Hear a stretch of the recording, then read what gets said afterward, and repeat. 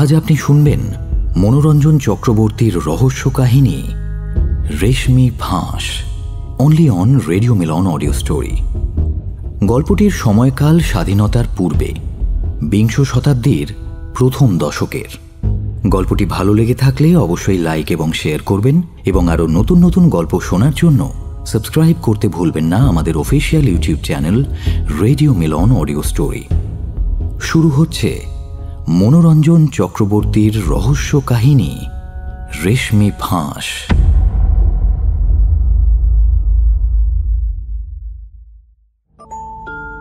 সমুদ্রগড়ের বর্তমান রানী রাজার দ্বিতীয় পক্ষ। প্রথমা পত্নীর মৃত্যুর পর রাজা শোকে অধীর হয়ে রাজ্য শাসন ছেড়ে সাগর যাত্রা করলেন। তারপর কিছুদিন ভেনিস থেকে সুইজারল্যান্ডে ঘুরে রাজা প্যারিতে উপস্থিত হলেন। সেখানে কোনো এক অভিজাত বিলাসকুঞ্জে এক নাচের আসরে বর্তমান রানীকে দেখলেন এবং তার সঙ্গে পরিচিত হলেন। রানী তখন অষ্টাদশী। শুধু রূপ যৌবনেই নয়, নৃত্যগীত এবং মনোহরণের ক্ষমতায় তিনি প্রাচীনকালের উর্বশীর অভিনব সংস্করণ। মুগ্ধ হতে রাজার বেশি সময় লাগল না। পরদিনই তিনি ইন্দিরা দেবীর পিতার সঙ্গে আলাপ করলেন। ইন্দিরার পিতা বিহারের একজন বিখ্যাত রাজার নিকটাত্মীয়।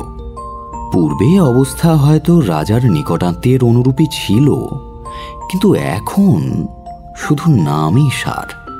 ঋণ করে দিন চলে। খবর নিয়ে সমুদ্রগড় অধিপতি জানতে পারলেন ইন্দিরার রূপে গুণে মুগ্ধ হয়ে প্যারিতে তাদের অনেক বন্ধু জুটেছে। তারাই তার পিতাকে প্রায় অর্থ সাহায্য করে থাকেন আর কি। রাজা বিচক্ষণ ব্যক্তি, নিমেষেই বুঝে নিলেন এই নারী রত্নকে লাভ করতে তার বিশেষ বেগ পেতে হবে না। তিনি একদিন সুবিধে মতো ইন্দিরার পিতার কাছে তার আবেদন পেশ করলেন। প্রথমে ইন্দিরার পিতা সম্মত হলেন না। তিনি রাজাকে বোঝালেন যে ইন্দিরার বিয়ে হয়ে গেলেই সমুদয় পাওনাদাররা তাকে চেপে ধরবে। অবিলম্বে তাদের সেই ঋণ পরিশোধ করতে না পারলে তারা তাকে নিষ্কৃতি দেবেন না। তখন অনেক দরদস্তুর করল। হিসেব করে দেখা গেল ইন্দিরার পিতার ঋণ 50 লক্ষ টাকার কাছাকাছি। রাজা তাকে দেউলিয়া আদালতে নাম লেখাতে বললেন এবং অঙ্গীকার করলেন যদি ইন্দিরাকে পত্নীরূপে তিনি লাভ করেন তাহলে তাকে গোপনে 2 লক্ষ টাকা দেবেন আর বাৎসরিক 50,000 টাকার বৃত্তির ব্যবস্থা করবেন। অনেক ঘষামাজার পর 50,000 টাকা বৃত্তি 72-এ উঠল। তার কয়েকদিন পরেই প্যারিস শহরে বিশুদ্ধ হিন্দু মতে ইন্দিরা দেবীর সঙ্গে সমুদ্রগড়ের রাজার বিবাহ সুসম্পন্ন হল। তারপর সমুদ্রগড়ের রাজা কয়েকদিনের মধ্যেই রানীকে সঙ্গে নিয়ে স্বরাজ্যে প্রত্যাবর্তন করলেন। কিন্তু কিছুদিন পরে রাজা বুঝতে পারলেন যে তিনি জীবনে একটা অসংশোধনীয় ভুল করেছেন। তার প্রিয়তমা তরুণী ভার্যা রূপসী ও বিদুষী বটে, কিন্তু হিন্দু ধর্মের পতিব্রত্যের আদর্শ তাকে এতটুকুও স্পর্শ করেনি। বিলাস ব্যসনে তার ব্যয় অসাধারণ।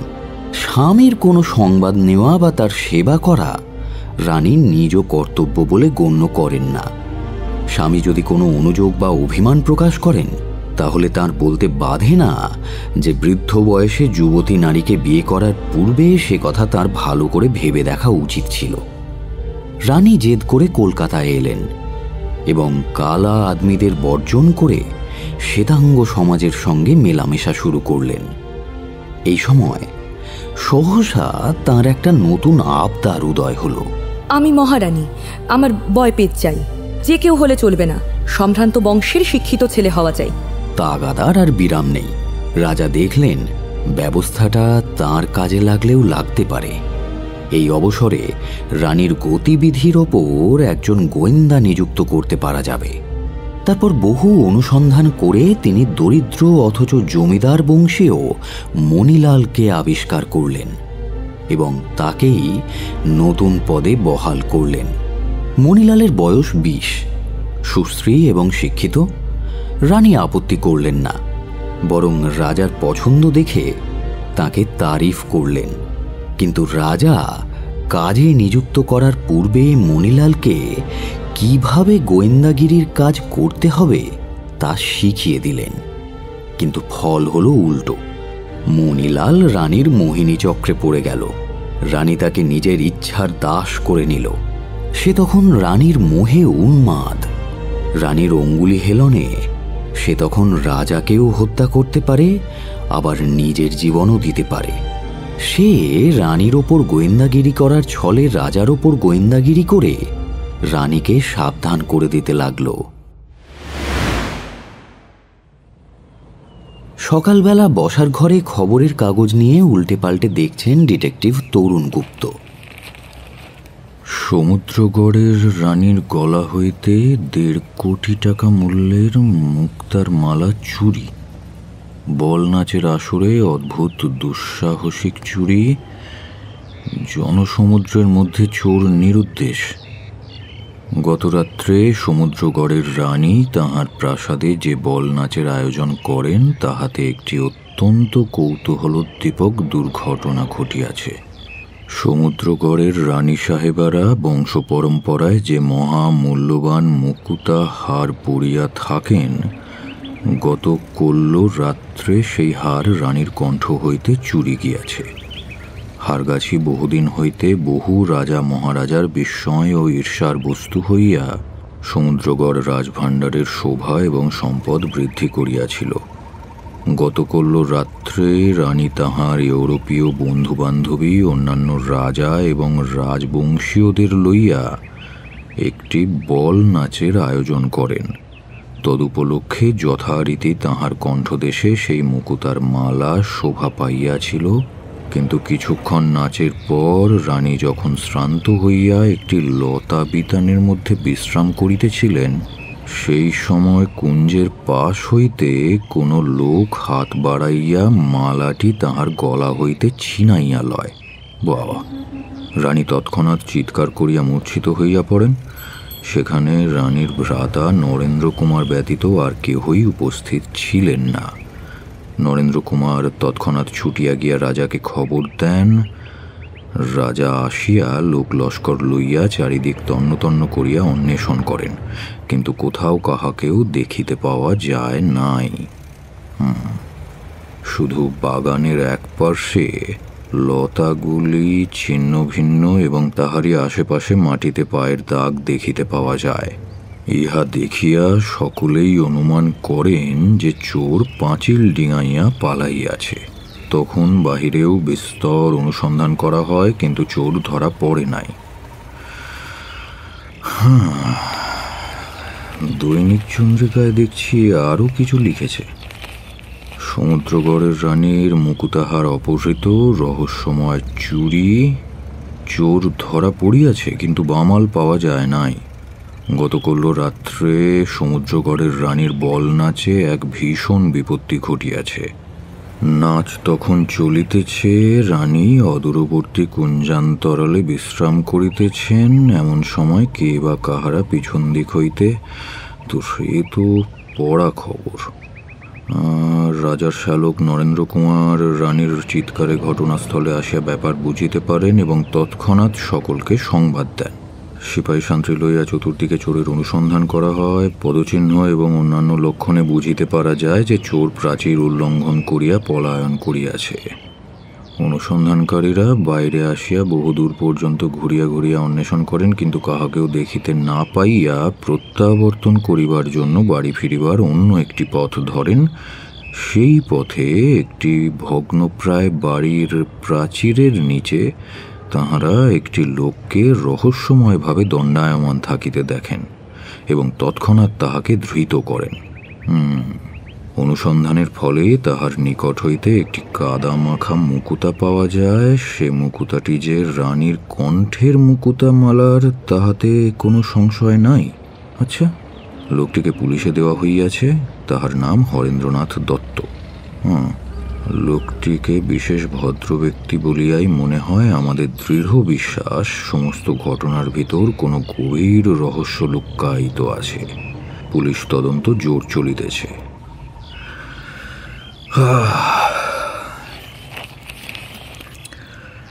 এই রহস্য যদি ভেদ করতে পারি তাহলে জীবনের একটা বড় স্বপ্ন পূর্ণ হবে।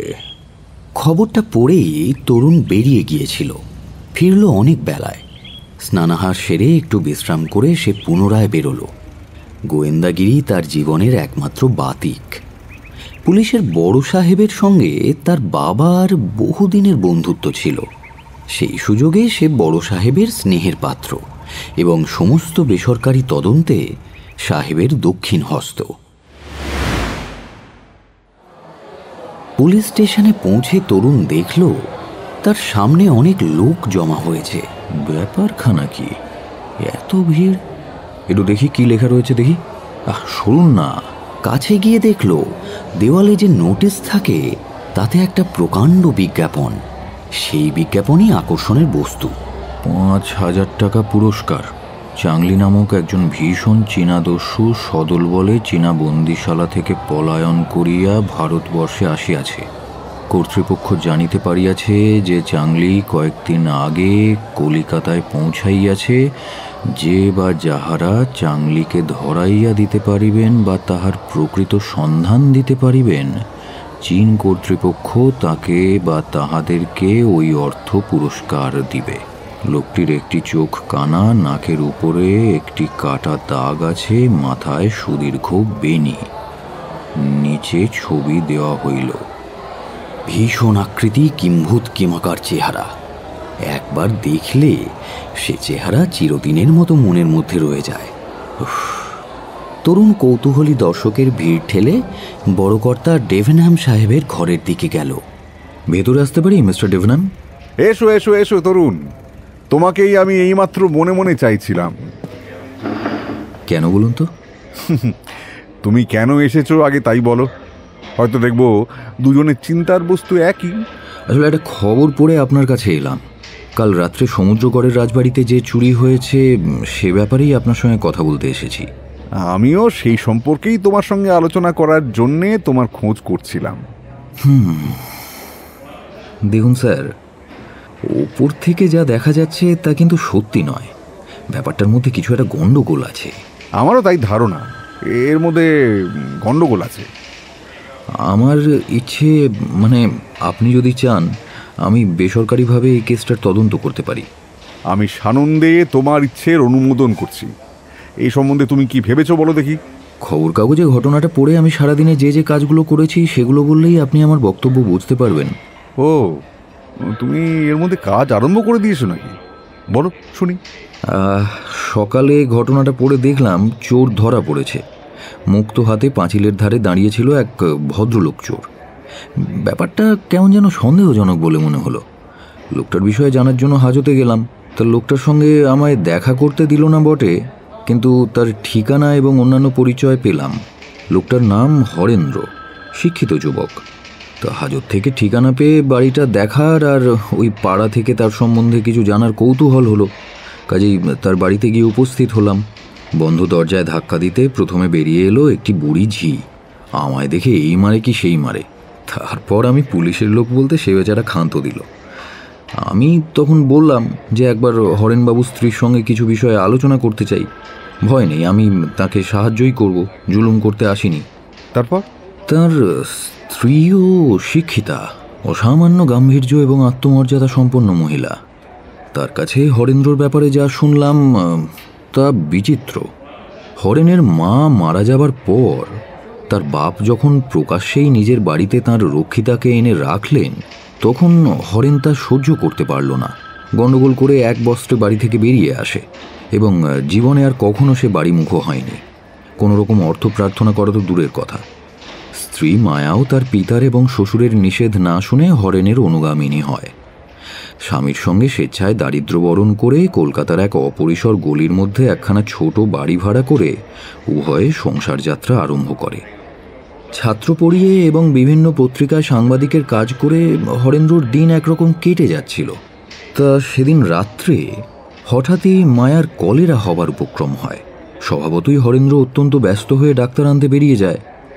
সমস্ত রাত অতিবাহিত করে সকালে মায়া আপনা আপনি সুস্থ হয়ে ওঠে এবং কিছুক্ষণের মধ্যে তার এক ছাত্রীর কাছে পুলিশের হাতে স্বামীর গ্রেপ্তার হবার কথা জানতে পারে। হরেন্দ্র যে সম্পূর্ণ নিরপরাধ এই কথা মায়া ঈশ্বর সাক্ষী করে বলতে পারে। তুমি কি এই মেয়েটাকে আর তার এই সমস্ত কথা বিশ্বাস করো? করি। মেয়েটার কথাবার্তা এবং ব্যবহারে এমনই একটা সুস্পষ্ট সত্যের ছাপ আছে যা চোখ এড়িয়ে যেতে পারে না। আপনি যদি সেখানে থাকতেন না, আপনারও বিশ্বাস করতে দ্বিধা হতো না। এই মেয়েটাকে দেখে তোমার যা মনে হয়েছে, ধৃত স্বামীকে দেখে তার সঙ্গে অল্প দু একটা কথা বলে আমারও ঠিক তাই মনে হয়েছে। লোকটাকে আমি কোনো জেরা করিনি, সেসব তুমিই করবে। আমারও বিশ্বাস যাকে ধরা হয়েছে সে প্রকৃত অপরাধী নয়। আমি হরেনের সঙ্গে একবার দেখা করব স্যার। নিশ্চয়ই নিশ্চয়ই, এখনই যাও। আমি চিঠি লিখে দিচ্ছি, সব কথা তার কাছ থেকে ভালো করে জেনে নেবে, বিশেষ করে ওই রাত্রের ঘটনা সম্বন্ধে। তোমার উপর যখন এই কেসের ভার দিলাম তখন জেনে রেখো তুমি তোমার নিজের ও সেই সঙ্গে আমার সুনামের জন্যে দায়ী। কেমন? যখনই আমাকে তোমার প্রয়োজন হবে জানিও, সব রকম সাহায্য পাবে। সাহেব হাজতের সুপারিনটেন্ডেন্টের উদ্দেশ্যে পত্র লিখে দিলেন। পত্র নিয়ে তরুণ প্রস্থান করল। হরেন্দ্রর বয়স 30-এর মধ্যে। সুন্দর সুগঠিত দেহ, প্রশস্ত ললাটে তেজের দীপ্তি। হাজতের ঘর থেকে হরেন্দ্রকে বাইরে এনে তরুণ তাকে নিয়ে আর একটা ছোট ঘরে প্রবেশ করল। বাইরে একজন সেপাই দাঁড়িয়ে রইল। তরুণ জিজ্ঞেস করল, আমাকে চেনেন না নিশ্চয়ই? হয়তো কোথাও আপনাকে দেখে থাকবো, কিন্তু চিনি না। আমার নাম তরুণ গুপ্ত, আমি একজন বেসরকারি গোয়েন্দা। ও, আপনি কি এই কেসের তদন্ত করছেন? আমাকে জেরা করতে এসেছেন? কিন্তু আমি তো বলেছি আমার সব কথা, তার বেশি। এক মিনিট। আপনি আমাকে ভুল বুঝছেন হরেনবাবু। এই কেসের তদন্ত আমি করব, কিন্তু তা সরকারের পক্ষে এবং আপনার বিপক্ষে নয়। আমি এই কেস বেসরকারিভাবে আপনার পক্ষে তদন্ত করব, অর্থাৎ প্রকৃত অপরাধীকে খুঁজে বের করাই আমার লক্ষ্য। সে কাজে আমি আপনার সাহায্য চাই। আমার বিশ্বাস আপনি নিরপরাধ। আপনার স্ত্রীর সঙ্গে আলাপ করে সে ধারণাই আমার বদ্ধমূল হয়েছে। মায়ের সঙ্গে দেখা করেছিলেন? কেমন আছে সে? ভালোই আছে। সম্পূর্ণ সুস্থ? সম্পূর্ণ সুস্থ, ধন্যবাদ ভগবান। এখন বরং আপনি আমায় কিছু সাহায্য করুন। বলুন কি করতে হবে? কাল রাতের ঘটনা আমাকে একেবারে গোড়া থেকে বলুন, কোনো কিচ্ছু গোপন করবেন না। ডাক্তার ডাকতে বেরিয়েছিলেন, তারপর কি হলো? আমাদের বাড়ির সরু পথের পাশেই প্রকাণ্ড চওড়া রাস্তা। সেই রাস্তার বাঁকে একটা পুরনো বাগান বাড়ি আছে। ওই বাগান বাড়ির পাঁচিলের নিচেই আপনাকে ধরা হয়েছিল? হ্যাঁ, আমি বাড়ি থেকে বেরিয়ে তাড়াহুড়ো করে ডাক্তারের কাছে যাচ্ছি। পথের বাঁকে বাগান বাড়িটার কাছে এসে হঠাৎ দেখলাম অন্ধকারে দুজন লোক পাঁচিলের নিচে দাঁড়িয়ে ধস্তাধস্তি করছে। একজন আরেকজনের হাত থেকে কি একটা জিনিস কেড়ে নেবার চেষ্টা করছে। লোক দুটোকে দূর থেকে দেখেই আমার সন্দেহ হলো। হাত দিলাম, কে ওখানে? আমার গলা পাওয়া মাত্রই দুজনেই চমকে উঠে থেমে গেল। তারপর প্রথমে একজন, পর মুহূর্তেই অন্যজন লাফ দিয়ে পাঁচিল ডিঙিয়ে বাগানের মধ্যে পুরো অদৃশ্য হয়ে গেল। মিনিট কয়েক মাত্র, তার মধ্যেই ব্যাপারটা ঘটে গেল। আমি হতভম্ব হয়ে লোক দুটো যেখানে দাঁড়িয়ে ধস্তাধস্তি করছিল সেখানে এসে দাঁড়িয়ে ব্যাপারটা বোঝার চেষ্টা করছি। এমন সময় পায়ের কাছে মাটির উপর কি যেন দপ করে জ্বলে উঠল। ভালো করে চেয়ে নিচু হতেই দেখলাম গোলাকার একটা ছোট্ট পায়রার ডিমের মতো কি একটা বস্তু থেকে ওই রকম জ্যোতি বের হচ্ছে। বিস্ময়ের কৌতূহলে তখন মায়ার অসুখের কথা আমি ভুলে গেছি। তাড়াতাড়ি মাটি থেকে সেই ডিমটা হাতে তুলে নিয়ে দেখলাম মুক্তো, অসম্ভব দামি একটা মুক্তো। অবাক হয়ে মুক্তোটা দেখছি, এমন সময় পিছনে বহু লোকের পায়ের শব্দ পেলাম। কিংকর্তব্য বিমূঢ় হয়ে আমি মুক্তোটাকে মুঠোর মধ্যে ভরে এগিয়ে যাব, এমন সময় তারা এসে চোর চোর বলে আমাকে ঘিরে ধরল। বিস্ময় ভয়ে তখন আমি বিহ্বল হয়ে গেলাম। আশ্চর্য নয়, সেটাই স্বাভাবিক। তারপর তারা সবাই মিলে আমার পোশাক পরিচ্ছদে খোঁজ করতে থাকে। মুক্তটা বেরিয়ে পড়তেই তারা আমায় ধরে নিয়ে একেবারে থানায় এনে হাজির করে। তারপরের কথা আর কি বলবো। আচ্ছা, যে বাগান বাড়ির ভেতরে লোক দুটো লাফিয়ে পড়ল সে বাড়িটা কার? সেখানে থাকে কে? নামধাম ঠিক জানি না, তবে শুনেছি বেলেঘাটার কোনো এক মহাজনের। তিনি নিজে থাকেন না, থাকে তার একজন সরকার। বাগান পুকুর তত্ত্বাবধান আর ভাড়া আদায় করে। বাগানটার মধ্যে 3-4খানা ছোট ছোট বাড়ি আছে, তাতে 3-4টে ভাড়াটে থাকে। আপনি চেনেন তাদের? না, তবে ওই পাড়ার লোকের মুখে শুনেছি। যারা থাকে তারা সবাই বেশ বয়স্ক লোক। একজন রিটায়ার্ড মুন্সেফ, একজন প্রফেসর, আর একজন সাহেব। ঠিক আছে, আজ উঠি, আপনি কিছু চিন্তা করবেন না। নিজের জন্য ভাবি না, কিন্তু মায়া, তাদের দেখভাল করার জন্য যে কেউ নেই তরুণবাবু।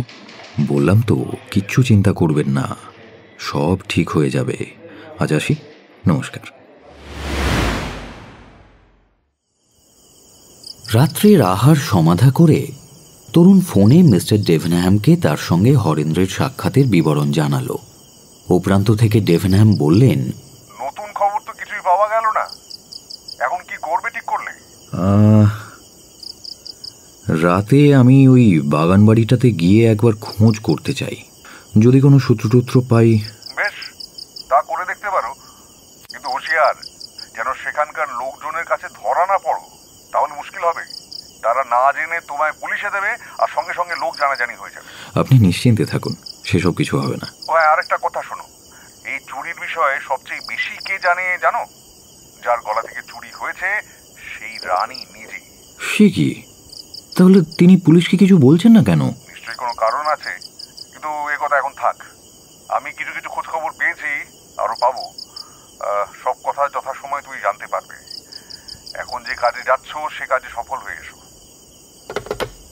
রাত্রি বাড়ছে দেখে তরুণ কাল বিলম্ব না করে বেরিয়ে পড়ল।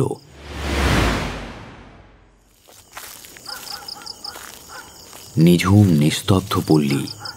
তরুণ যখন সেই বাগান বাড়িটার সামনে এসে উপস্থিত হল, তখন আশেপাশে বাড়ির দ্বার বন্ধ, পল্লীবাসীর অধিকাংশই নিদ্রামগ্ন। সে লক্ষ্য করে দেখল, বাগানের ভেতরে যে বাড়িটা সর্বাপেক্ষা বড়, তারই ওপরের 2-1টা ঘরে আলো জ্বলছে। পাশাপাশি আর সব বাড়ির ঘরগুলো অন্ধকার।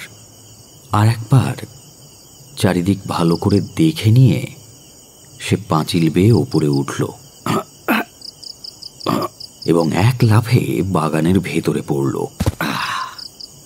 খানিকক্ষণ অপেক্ষা করে ধীরে ধীরে এগিয়ে গেল। বাগানের মধ্যে যে 3-4খানা ছোট ছোট বাড়ি রয়েছে, সেগুলো একটা প্রকাণ্ড অট্টালিকারই বিশ্লিষ্ট অংশ। সামনের বাড়িটার মাঝখানে সিঁড়ি। সেই সিঁড়ি বেয়েই 3-4 ঘর ভাড়াটিয়াদের নিজ নিজ অংশে উঠতে হয়। তরুণ শুনেছিল জমিদারের কর্মচারীটি নিচের দক্ষিণ দিকের ঘরে থাকে। সে প্রথমে সাবধানে সেই ঘরের দিকেই গেল। ধীরে ধীরে সেই ঘরের সামনে এসে দেখল দ্বারে তালা বন্ধ। কর্মচারীটা নিশ্চয়ই অন্য কোথাও গেছে। ভালোই হলো, এই সুযোগে ঘরটা একটু পরীক্ষা করে নিতে হবে। তরুণ ঘরে ঢুকল। টর্চের আলো জেলে দরজাটা বন্ধ করে দিল। ঘরের এক কোণে একটা আম কাঠের তক্তপোষ, তার উপর বিছানাটা গোটানো রয়েছে। আর একদিকে একখানা পুরনো টেবিল, 2-1খানা চৌকি, 1খানা ইজি চেয়ার।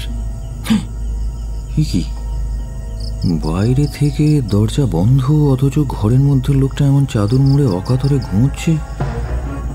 লোকটা সত্যি ঘুমোচ্ছে তো নাকি? এগিয়ে গিয়ে লোকটার কপালের ওপর হাত রাখতেই তরুণ বুঝতে পারল দেহ নিষ্পন্দ, হিম অসাড় হয়ে গিয়েছে। নিশ্চিত হওয়ার জন্য গায়ের চাদরখানা সরাতেই, হে ভগবান, এ তো মরে গেছে। চাদরের নিচে লোকটার সমস্ত দেহ শুকনো রক্তে কালো হয়ে আছে। বুকের ওপর প্রকাণ্ড ক্ষতের চিহ্ন, ছুরিকাঘাতে মৃত্যু। শব্দটা ওপর থেকে আসছে না? ব্যাপারটা ভালো করে বুঝতে হবে। সে ধীরে ধীরে ঘর থেকে বেরিয়ে দরজাটা ভেজিয়ে দেয়। তারপর অতি সন্তর্পণে সিঁড়ি বেয়ে দোতলায় উঠল। বাঁ দিকের ঘরগুলো নিস্তব্ধ এবং অন্ধকার। তরুণ ওপরে উঠে যে ঘর থেকে চাপা কণ্ঠস্বর আসছিল সেই ঘরের দিকে এগিয়ে গেল। উত্তেজনায় তার বুক কাঁপছে। দ্বার বন্ধ। ভেতরে একাধিক লোক কি একটা বিষয় নিয়ে চাপা স্বরে তর্ক করছে। দ্বারের অল্প ফাঁক দিয়ে আলোর রেখা বাইরে আসছে। তরুণ নিঃশব্দে দ্বারের কাছে গিয়ে দাঁড়ালো। তারপর কিছুক্ষণ দাঁড়িয়ে আঙুলের আগা দিয়ে দরজাটা ঠেলে ঈষৎ ফাঁক করে ভেতরে দৃষ্টিপাত করল। প্রশস্ত ঘর। এক পাশে লোহার পালঙ্কে বিছানা পাতা, অপর পাশে একটা মেহগিনি কাঠের আলমারি। ঘরের মধ্যস্থলে একটা গোলাকার টেবিলের ওপর একটা নীল ঢাকা লাগানো রিডিং ল্যাম্প জ্বলছে এবং তারই দুই ধারে বসে দুজন লোক। তরুণ দাঁড়িয়ে দাঁড়িয়ে এক দৃষ্টে তাদের নিরীক্ষণ করতে লাগলো। দ্বারের দিকে পেছন করে যে লোকটা বসেছিল তার বয়স বোধহয় 50-এর ওপর। মাথার ওপর প্রকাণ্ড টাকের পাশে সমস্ত চুলগুলোই পেকে গিয়েছে। তবে বয়স বেশি হলেও লোকটা বেশ বলিষ্ঠ এবং হৃষ্টপুষ্ট। আর অপর ব্যক্তি মধ্যবয়স্ক, শীর্ণ চেহারা, শুষ্ক মুখ, মুখের ওপর চিন্তার কালো ছায়া। সহসা তাদের মধ্যস্থলে টেবিলের ওপর আলোর নিচে তরুণ সবিস্ময়ে দেখল একটা ছোট পুঁটুলির ভেতর থেকে তীব্র জ্যোতি বেরোচ্ছে। না, তার বেশি নয়। দুটো কি বড় জোর 3টে মুক্তের থেকে খুলে দিচ্ছি, নিয়ে বিদেয় হও। আর মুক্ত না নাও, নগদ 2000 টাকা। তার একটা পয়সাও বেশি নয়। আমি এত কষ্ট করে এত পাপ করে জিনিসটা উপার্জন করলুম, আপনি কোন অধিকারে তার ভাগ চাইছেন? ধীরে বাবু, ধীরে ধীরে। তুমি কোন অধিকারে ও জিনিসটা আরেকজনের কাছ থেকে নিয়েছিলে? শুধু তাই নয়, তাকে শেষ অবধি হত্যা করেছ, নরহত্যা। তার ফল কি জানো? ফাঁসি। এই মুহূর্তে যদি পুলিশ ডেকে তোমায় ধরিয়ে দিই তাহলে কি হবে বুঝেছ? মুক্ত তো যাবেই, উপরন্তু প্রেমের ফাঁস গলায় পড়তে হবে। তাতে আমার লাভ বই লোকসান নেই, বুঝেছ? আমাল শুদ্ধ তোমায় ধরিয়ে দিতে পারলে রাজা আর মহারানীর কাছ থেকে প্রচুর পুরস্কার পাবো। এখন বুঝেছ আমি কোন অধিকারে এই জিনিসের দাবি করছি? এতকাল মুনসিপি করে এলুম, অধিকার অনধিকারের কথা জানি বই কি। তার মানে নিচের মৃত লোকটাই হচ্ছে চোর। তাকে হত্যা করে ওই রোগা লোকটা মুক্তার হাতটা হাতিয়েছে। এখন আবার ওই বুড়ো মুন্সিফটা সেটা হাতাতে চায়। বেশ, তাহলে আধা আধি ভাগ করে নেন। না, পরের রক্তে যদি হাত দিতেই হয় তাহলে আধা আধি নয়। কিছু টাকা তোমায় দিচ্ছি, তাই নিয়ে সরে পড়ো। আরে বাপু, তুমি যে অর্ধেক চাইছো, তোমার দৌড় তো জানি। ওগুলো নিয়ে তুমি করবে কি? বেচবে কোথায়? যে জহুরির কাছে যাবে সে তো পুলিশ ডেকে তোমায় ধরিয়ে দেবে। পেছনের দরজার পর্দাটা দুলে উঠল না, নাকি চোখের ভুল? কিছু তো বোঝাও যাচ্ছে না। বেচা না বেচা আমার ইচ্ছে, সে কথা থাক। যে মুক্তগুলোর জন্য একটা খুন পর্যন্ত করলাম, সেগুলো অত অল্পে আমি দেব না। 10টা মুক্ত আর 50,000 টাকা, এই আমার শেষ কথা। আমি যা বলেছি সেই আমার শেষ কথা, তার চেয়ে 1 পয়সাও বেশি নয়। যার জন্য একটা খুন করেছি, দরকার হলে তার জন্য আর একটা করতেও। আস্তে আস্তে আস্তে বাপু, বৃথাই এতদিন সরকারের অন্ন ধ্বংস করিনি। আমাকে কি তুমি এমনই বোকা ঠাউরালে যে প্রস্তুত না হয়ে আমি তোমার সঙ্গে লেনদেন করতে এসেছি? এখন ছুরি গুটিয়ে নাও, তা না হলে আবার কি হতে কি হবে। বেশ বেশ, যখন এত কষ্ট করেছ তখন না হয় সব শুদ্ধ আরো কিছু বাড়িয়ে দিচ্ছি। নিয়ে এই মুহূর্তে সরে পড়ো। মোড়াটার ব্যবস্থা আমি। সহসা তরুণ দেখল কর্মচারীর চোখ কপালে উঠেছে, জিভ বেরিয়ে পড়েছে। অব্যক্ত যন্ত্রণায় তার মুখ বিকৃত হয়ে গিয়েছে। এদিকের বয়স্ক ভদ্রলোকটিরও একই দশা। কি, এদের এমন দশা হলো কি করে? সে লক্ষ্য করে দেখল পেছনের পর্দার ভেতর থেকে দুটো সূক্ষ্ম রেশমের ফাঁস বেরিয়ে তাদের কণ্ঠে জড়িয়ে আছে। রেশমের ফাঁস? চীনাদস্যু? তরুণ পকেটে হাত দিয়ে তার পিস্তল বের করতে যাবে, দেখল পকেট শূন্য। পিস্তল নেই। ঠিক সেই সময় তার পেছনে ঘাড়ে কে যেন হাত রাখল। তড়িৎ বেগে ফিরে দাঁড়াতেই তরুণের সমস্ত দেহ শিউরে উঠল। সে দেখল একটা বেঁটে চিনেম্যান তার কপালে পিস্তল উদ্যত করে দাঁড়িয়ে আছে। লোকটাকে তরুণ চেনে। তার সামনে দাঁড়িয়ে আছে নিষ্ঠুর নরঘাতক চীনাদস্যু চাংলি।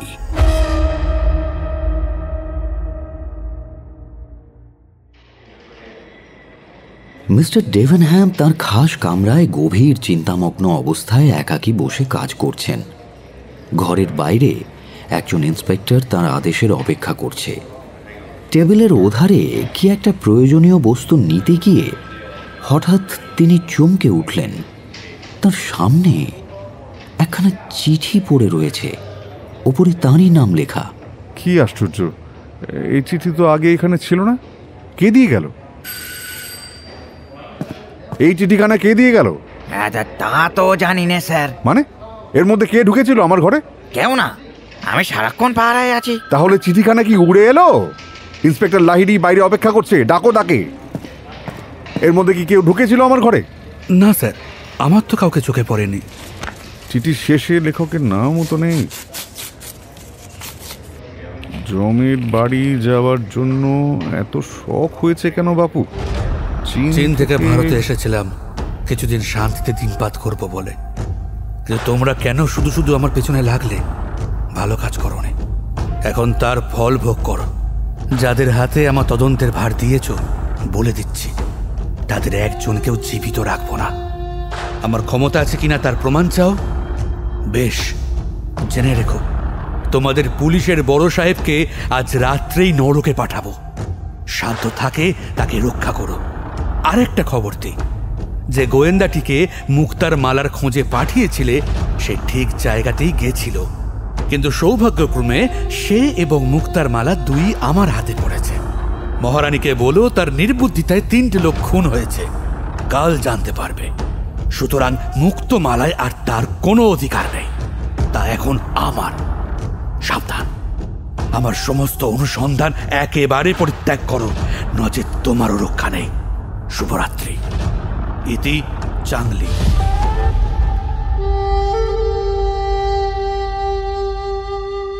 তরুণ দস্যুর কবলে, পুলিশ কর্মচারীদের জীবন সংকটে, এর প্রতিকার চাই।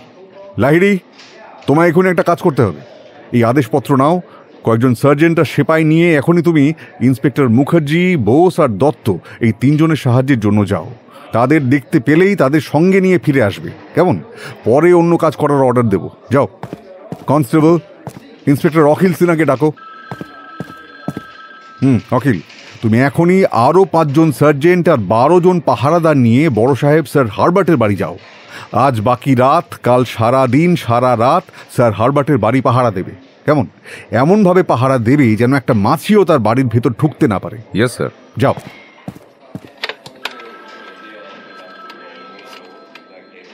পুলিশের বড় সাহেব স্যার হারবার্টের বাড়ির সাথে যোগাযোগ করতে চাই।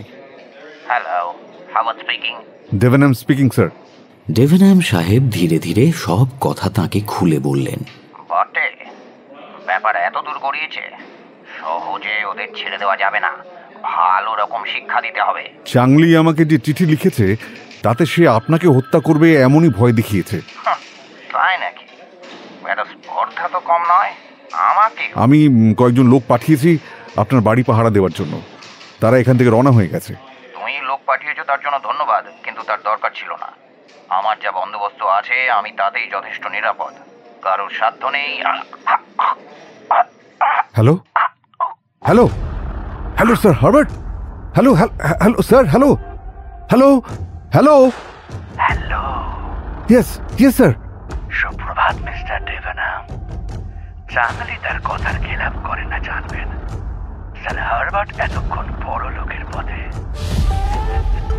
Hello hello hello.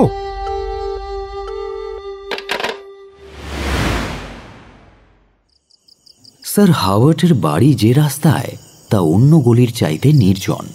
সেই বাড়ির নিকটে গিয়ে দেখা গেল গেট বন্ধ, সমস্ত বাড়ি অন্ধকার।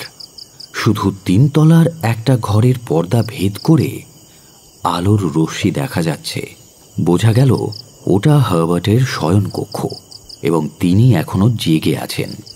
ইন্সপেক্টর সেপাইদের বাড়ির চারপাশে সাজাতে লাগলো। দুজনকে বাড়ির পশ্চিম দিকের দেওয়ালের কোণে অন্ধকারে গা ঢাকা দিয়ে অপেক্ষা করতে বলে বাকি দুজনকে নিয়ে গিয়ে উত্তর দিকের সরু গলিটার মধ্যে দাঁড় করালো। একজন সেপাই রাস্তার মোড়ে গিয়ে দাঁড়ালো, অন্যজন স্যার হার্বার্টের বাড়ির উল্টো দিকের দোকান ঘরের রকের ওপর বসে সামনের বাড়ির ওপর লক্ষ্য রাখল। প্রত্যেকেই সশস্ত্র, প্রত্যেকেই আসন্ন যুদ্ধের জন্য প্রস্তুত। রাস্তা দিয়ে যে লোক যাবে তাকেই আটক করে তার জামা কাপড় খুঁটিয়ে অনুসন্ধান করবে এবং চীনা হলে তাকে তৎক্ষণাৎ থানায় পাঠাবে। ইন্সপেক্টর মোড়ের মাথায় একখানা ট্যাক্সিও দাঁড় করিয়ে রাখল। বাড়ি ঘেরাও করা শেষ হলে ইন্সপেক্টর স্যার হার্বার্টের সঙ্গে একবার দেখা করার মনস্থ করল। পথের অল্প আলোয় দেখা গেল একজন সশস্ত্র সার্জেন্ট পিস্তল উদ্যত করে সামনে দণ্ডায়মান। স্যার হার্বার্ট নিজেও আয়োজন বড় কম করে রাখেননি দেখছি। তোমার পিস্তলটা নামাও বন্ধু। কি প্রয়োজন? তো আমি এখন একবার স্যার হার্বার্টের সঙ্গে দেখা করতে চাই। এখন অসম্ভব। স্যার হার্বার্ট এখন তার শোবার ঘরে বসে রিপোর্ট লিখছেন। এখন সে ঘরে অন্যের প্রবেশ নিষেধ। ডিকি তার ঘরের বাইরে পাহারা দিচ্ছে, সে পর্যন্ত এখন ঘরে ঢুকতে পারবে না। কিন্তু আমায় যে একবার পারতেই হবে, মিস্টার ডেভেনহামের আদেশ। তুমি নিজের দায়িত্বে ঘরে ঢুকতে পারো। বেশ।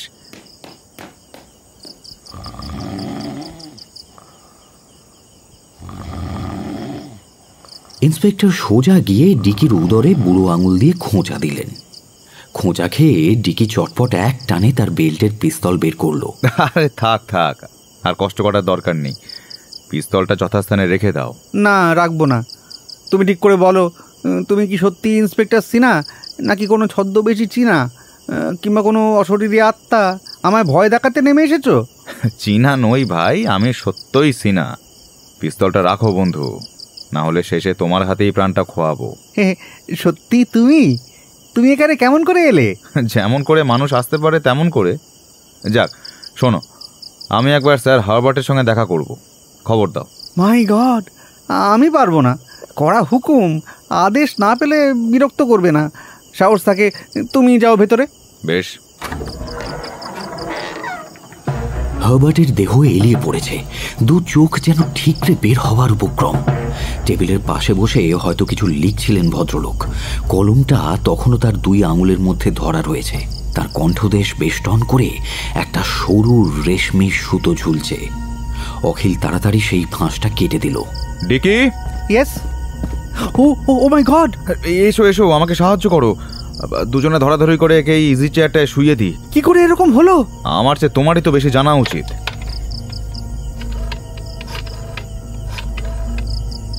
Hello miss Regent. Yes. Hello, mister ডেভেনহামের সঙ্গে কথা বলতে চাই। ও, এইমাত্র উনি বেরোলেন। আচ্ছা, কোথায় বেরোলেন জানেন? জানেন না? অলরাইট।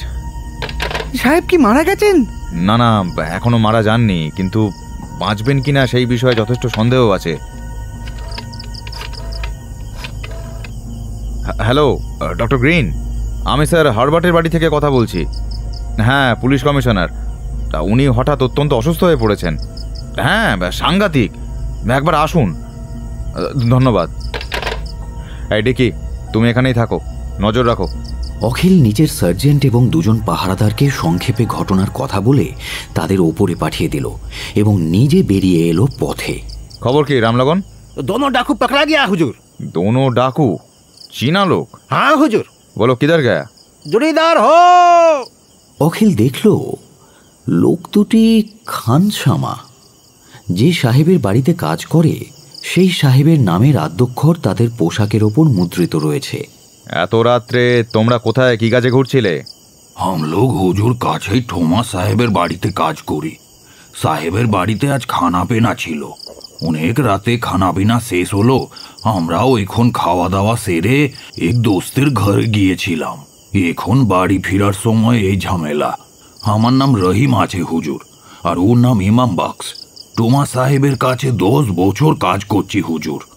ইচ্ছা হলে ধর্মাবতার ও টমাস সাহেবকে জিজ্ঞাসা করে নিতে পারেন। এত রাতে আর কभी मत घूमना। পাহারাদার, ছেড়ে দাও দোনোকো। ধন্যবাদ হুজুর। অখিল পুনরায় বাড়ির ভেতরে প্রবেশ করতে যাবে এমন সময় অদূরে মোটর গাড়ির শব্দ শোনা গেল। পরক্ষণেই দেখা গেল দুখানা মোটর বিদ্যুৎ বেগে তাদের অভিমুখেই আসছে। সিনা, খবর কি বলো? হ্যালো ডেভেনহ্যাম।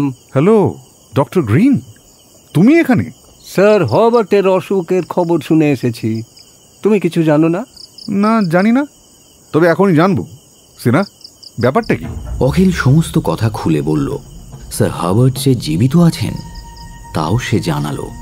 আধ ঘন্টা আগে আমার সঙ্গে ফোনে কথা বলতে বলতে হঠাৎ থেমে গেলেন। বারবার রিং করলাম, কোনো জবাব পেলাম না, তাই ছুটে আসছি। ডক্টর গ্রিনকে ফোন করে তুমি খুব বুদ্ধির কাজ করেছো সিনা। কিন্তু এরকম আশ্চর্য ব্যাপার কোথাও শুনিনি। প্রহরীরত পুলিশ কমিশনারের ঘরে আততায়ী নির্বিঘ্নে প্রবেশ করে তাকে আক্রমণ ও আহত করে নিরাপদে বেরিয়ে গেল। এ যে আশ্চর্য ব্যাপার। স্যার হার্বার্টের ঘরে গিয়ে দেখা গেল তিনি পূর্বাপেক্ষা কিঞ্চিত সুস্থ।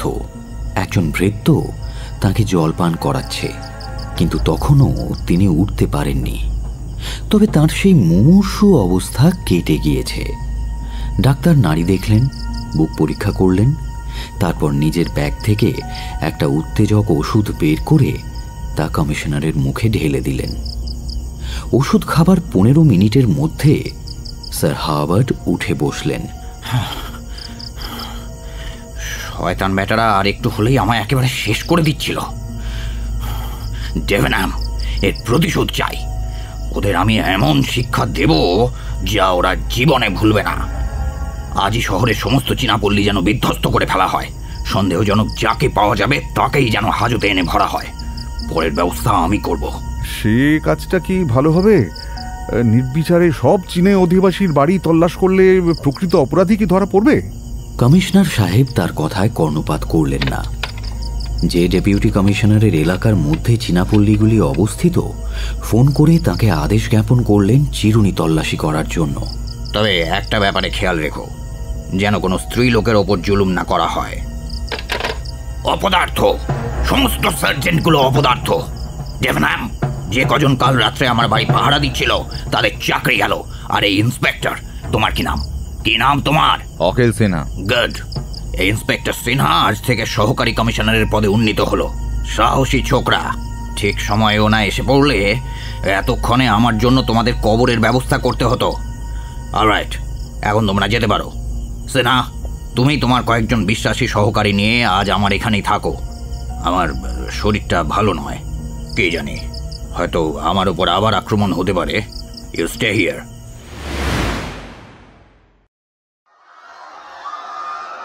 সেদিন সহসা চীনাপাড়ায় ভীষণ হুলস্থুল পড়ে গেল। কথা নেই বার্তা নেই, সহসা একদল পুলিশ এসে এক একটা চীনার বাড়িতে ঢুকে সারা বাড়ি তছনছ করে কয়েকজন চীনাকে বেঁধে নিয়ে যেতে লাগলো। দেখতে দেখতে সারা পাড়ায় হইচই পড়ে গেল। একটা চীনা আড্ডায় সার্জেন্ট অক্সাইড 12 জন সেপাই নিয়ে হানা দিয়েছিল। ঘরের মধ্যে প্রবেশ করে দেখল ঘরের ভেতর কম করে 12 জন চীনা মেঝের ওপর নিষ্পন্দ হয়ে পড়ে আছে। সারা ঘর জুড়ে বিশ্রী গন্ধযুক্ত ধোঁয়া। এরা সকলেই ডাকাত, বাঁধো ওদের। সেপাইরা অসাড় অনড় চীনাদের নিয়ে টানাটানি করতে লাগলো, কিন্তু কোনো সাড়া শব্দ পাওয়া গেল না। সাব, ই লোক তো সব মর গিয়া। মর গিয়া? হ্যাঁ হুজুর। গোরা পুলিশ তখন নিজে এগিয়ে এসে চীনারা সত্যিই মরে গেছে কিনা তা পরীক্ষা করার জন্য একজন চীনার পশ্চাৎদেশে পদাঘাত করল। সে উঠে ফ্যাল ফ্যাল করে তাকিয়ে রইল। কে তোমরা? এখানে কি করছো? আমরা ভগবানের শিষ্য। ভগবানের শিষ্য? এইখানে ভগবানের নাম করতে করতে ঘুমিয়ে পড়েছিলাম। মিথ্যে কথা। মহামান্য চাংলি আমাদের গুরু। চাংলি? আমরা মিথ্যে বলি না। চাংলি তোমাদের গুরু? সে কোথায়? তিনি তো ও ঘরে ঘুমোচ্ছেন। রিভলভার বাগিয়ে সার্জেন্ট পাশের ঘরের দরজা এক ধাক্কায় খুলে ফেলল। দেখল ঘরের মধ্যে বৃহদাকার লম্বা চওড়া এক চীনা অকাতরে ঘুমোচ্ছে। সার্জেন্ট গিয়ে তাকে ঠেলে তুলল এবং নিমেষের মধ্যে তার হাতে হাত কড়া দিয়ে তাকে বেঁধে ফেলল। তারপর অন্য চীনাদের বেঁধে দুখানি ট্যাক্সি ডেকে থানা অভিমুখে রওনা হলো।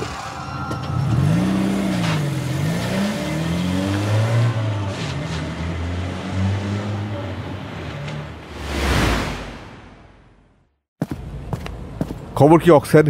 চাংলিকে গ্রেপ্তার করা হয়েছে। বলো কি? কে ধরলো? কোথায়? কেমন করে? সার্জেন্ট সমস্ত ঘটনা বিবৃত করল। এই চাংলিকে এই ঘরে নিয়ে এসো। তোমার পেশা কি?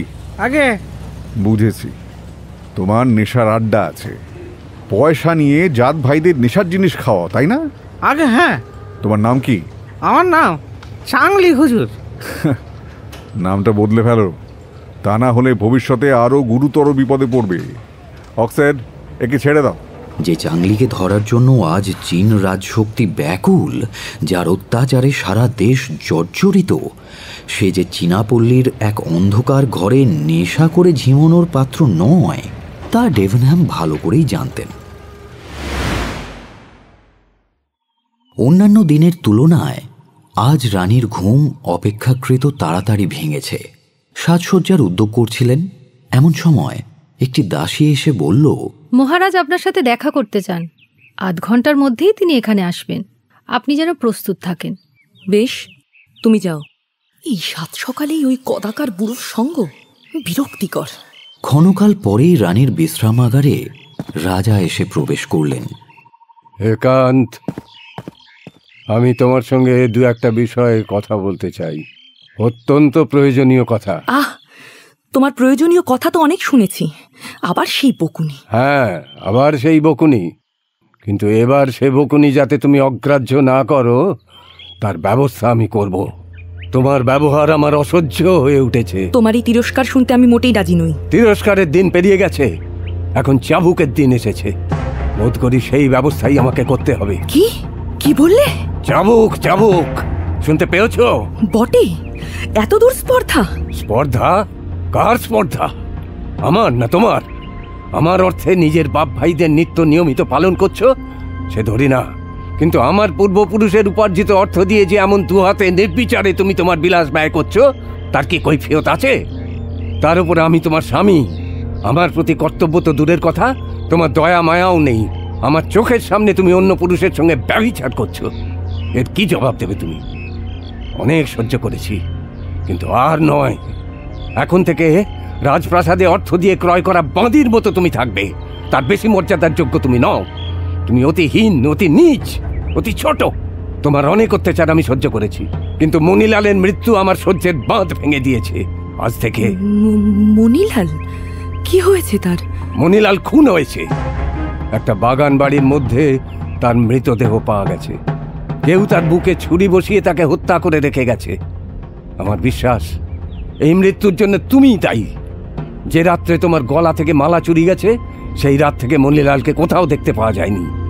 আমার দৃঢ় ধারণা তোমার কোনো ষড়যন্ত্রে সে লিপ্ত ছিল, তারপর শত্রুর হাতে বেচারা প্রাণ দিয়েছে। কে? মহারাজ, মহারাজ, দরজা খুলুন। কি হয়েছে সেক্রেটারি? মহারাজ, গোয়েন্দা বিভাগের বড় সাহেব মিস্টার ডেভেনহ্যাম এসেছেন। তিনি এখনই মহারানীর সঙ্গে দেখা করতে চান। রানীর সঙ্গে না আমার সঙ্গে? আগে না, মহারানীর সঙ্গে তিনি দেখা করতে চান, বললেন জরুরি দরকার। আচ্ছা, পাঠিয়ে দাও। আসবে বই কি, এইবার পুলিশ আসবে, আরো কত কে আসবে। আমার বরাতে এখন কত দুর্ভোগ আছে।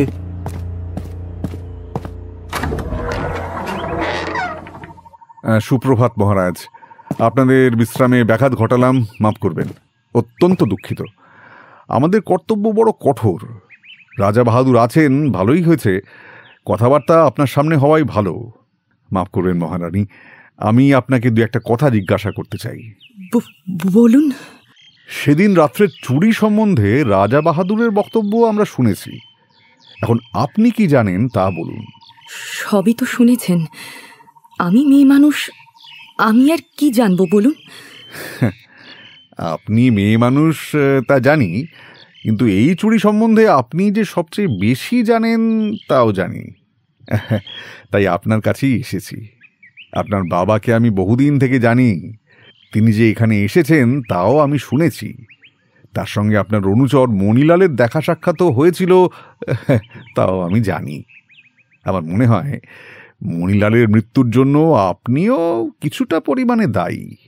এখন যদি সব কথা খুলে বলেন তাহলে আমাদেরও কাজের সুবিধে হয়, আর আপনাদেরও বারবার বিরক্ত করতে আসি না। অনেক কথাই আপনি জানেন, বাকি যা কিছু আছে সব কিছুই আপনাকে বলছি, কিন্তু শপথ করুন আর কোনোদিন আমাদের বিরক্ত করতে আসবেন না। অঙ্গীকার করতে পারি না ঠিকই, কিন্তু কথা দিলাম বিশেষ প্রয়োজন না হলে কখনো আপনাদের বিরক্ত করতে আসবো না। সাহেব যখন নিজে এসেছেন তখন সব কথা না শুনে উনি যাবেন না। বলো, তোমার যা বলার আছে বলো। বলবো আর কি, উনি তো সবই জানেন। না, সব কি আর জানি? আপনার বাবা যে কেন লুকিয়ে এখানে এসেছেন তা তো জানি না। আমার গলার মুক্তোর মালাটা নেওয়ার জন্য। তারপর? বাবার কিন্তু এতে খুব বেশি দোষ নেই। প্যারিতে আমাদের একজন পাঞ্জাবি বন্ধু জুটেছিল। সে নাকি পাঞ্জাবের কোন নেটিভ স্টেটের রাজার ভাই। বহুদিন থেকে ওই মুক্তোর মালাটার ওপর তার লোভ ছিল। আমার বিয়ে হয়ে যাওয়ার পর সে বাবাকে ভয় দেখাতে আরম্ভ করলো যে তিনি যদি রাজি না হন ওই মুক্তোর মালাটা তাকে এনে দিতে, তাহলে আমার নামে কলঙ্ক রটাবেন তিনি। তার ফলে রাজা আমাকে ত্যাগ করবেন আর বাবার মাসোহারা বন্ধ হয়ে যাবে। বাবা প্রথমে রাজি হননি। তখন লোকটা বাবাকে টাকার লোভ দেখালো। 10,000, 20,000, 50,000, শেষে 1 লাখ। টাকার লোভে ভুলে বাবা আমাকে ক্রমাগত চিঠি লিখতে লাগলেন। শেষে এখানে এসে উপস্থিত হলেন। তবু আমি রাজি হইনি। শেষ পর্যন্ত বাবা সেই পাঞ্জাবিটার পক্ষ হয়ে আমার নামে কলঙ্ক রটনা করবেন বলে ভয় দেখালেন। মহারাজকে আমার বিরুদ্ধে যা চিঠি লেখা হবে একদিন তার খসড়া এনে দেখালেন। তখন আমি অত্যন্ত ভয় পেয়ে বাবার কথায় রাজি হলাম এবং তার নির্দেশ মতো মণিলালকে মালা চুরির কাজে নিযুক্ত করলাম। তুমি? ইন্দিরা, কি ভয়ানক! বলুন বলুন, থামলেন কেন? প্রথমে ঠিক হয়েছিল উৎসবের পর আমি মালাটা গোপনে বাবার কাছে পাঠিয়ে দিয়ে স্নানের ঘরে যাব। পরে ফিরে এসে যখন সাজসজ্জায় ব্যস্ত থাকব সেই সময় হঠাৎ চিৎকার করে উঠব চোর চোর বলে। লোকজন এলে বলবো মুখোশ পরা দুটো লোক জোর করে আমার গলা থেকে মালাটা নিয়ে গেল। ওই পরিকল্পনাটা সকলের মনোমতো না হওয়ার পরে স্থির হলো যে নাচঘরের পেছনের বাগানে যে বিরামকুঞ্জ আছে সেখানে গিয়ে আমি অপেক্ষা করব এবং মণিলাল তখন ওই বারান্দার কোণে লুকিয়ে থাকবে। আমার কাছ থেকে মালাটা নিয়ে পেছন দিয়ে নেমে বাগানের পাঁচিল ডিঙিয়ে বাবা যে সাংকেতিক স্থানে অপেক্ষা করবেন সেখানে গিয়ে তাকে সেটা দিয়ে আবার তৎক্ষণাৎ ফিরে আসবে। মণিলাল ফিরে এলেই মহারাজের কাছে ছুটে গিয়ে জানাবো যে আমার গলা থেকে মালাটা কেউ ছিনিয়ে নিয়েছে। তখন চারিদিকে খোঁজ পড়বে এবং শেষে মালাটা চুরি হয়ে গেছে এ কথাই সবাই জানবে। দাদা ইতিমধ্যে মহারাজের সঙ্গে দেখাও করেছিলেন এবং সে রাত্রে নিমন্ত্রিতও ছিলেন। মহারাজ জানতেন আমার বাবা প্যারিতে আছেন। বাবার আদেশ মতো দাদা আশা থেকেই আমার সঙ্গে সঙ্গে রইলেন, পাছে শেষ পর্যন্ত আমি রাজি না হই। এই জন্য যথাসময়ে নির্বিঘ্নে মালাটা গলা থেকে খুলে মণিলালের হাতে দিলাম। মণিলাল তীরের মতো অদৃশ্য হয়ে গেল। আমি আর দাদা উদ্বিগ্ন হয়ে দাঁড়িয়ে রইলাম। মণিলাল ফিরে এলেই আমি রাজাকে মালা চুরির কথা জানাবো। কিন্তু মণিলাল আর আসে না। 0.5 ঘন্টা গেল, 1 ঘন্টা হয়ে গেল, মণিলালের দেখা নেই। এদিকে খবর এলো রাজা আমার খোঁজ করছেন। তখন আমি দাদার পরামর্শ মতো বাগানের বিরামকুঞ্জে বসলাম এবং দাদা ছুটে গিয়ে রাজাকে মালা চুরির খবর দিল। তারপরের কথা সবই তো আপনারা জানেন। এই কদিন যে আমার কেমন করে কেটেছে তা ভগবানই জানেন। জানি আমি যা করেছি তাতে আমার স্বামীর কাছে আমি ক্ষমার অযোগ্য, কিন্তু তবুও তার সামনে অকপটে সমস্ত কথা বলে আমি অন্তরে অনেকখানি শান্তি পাচ্ছি।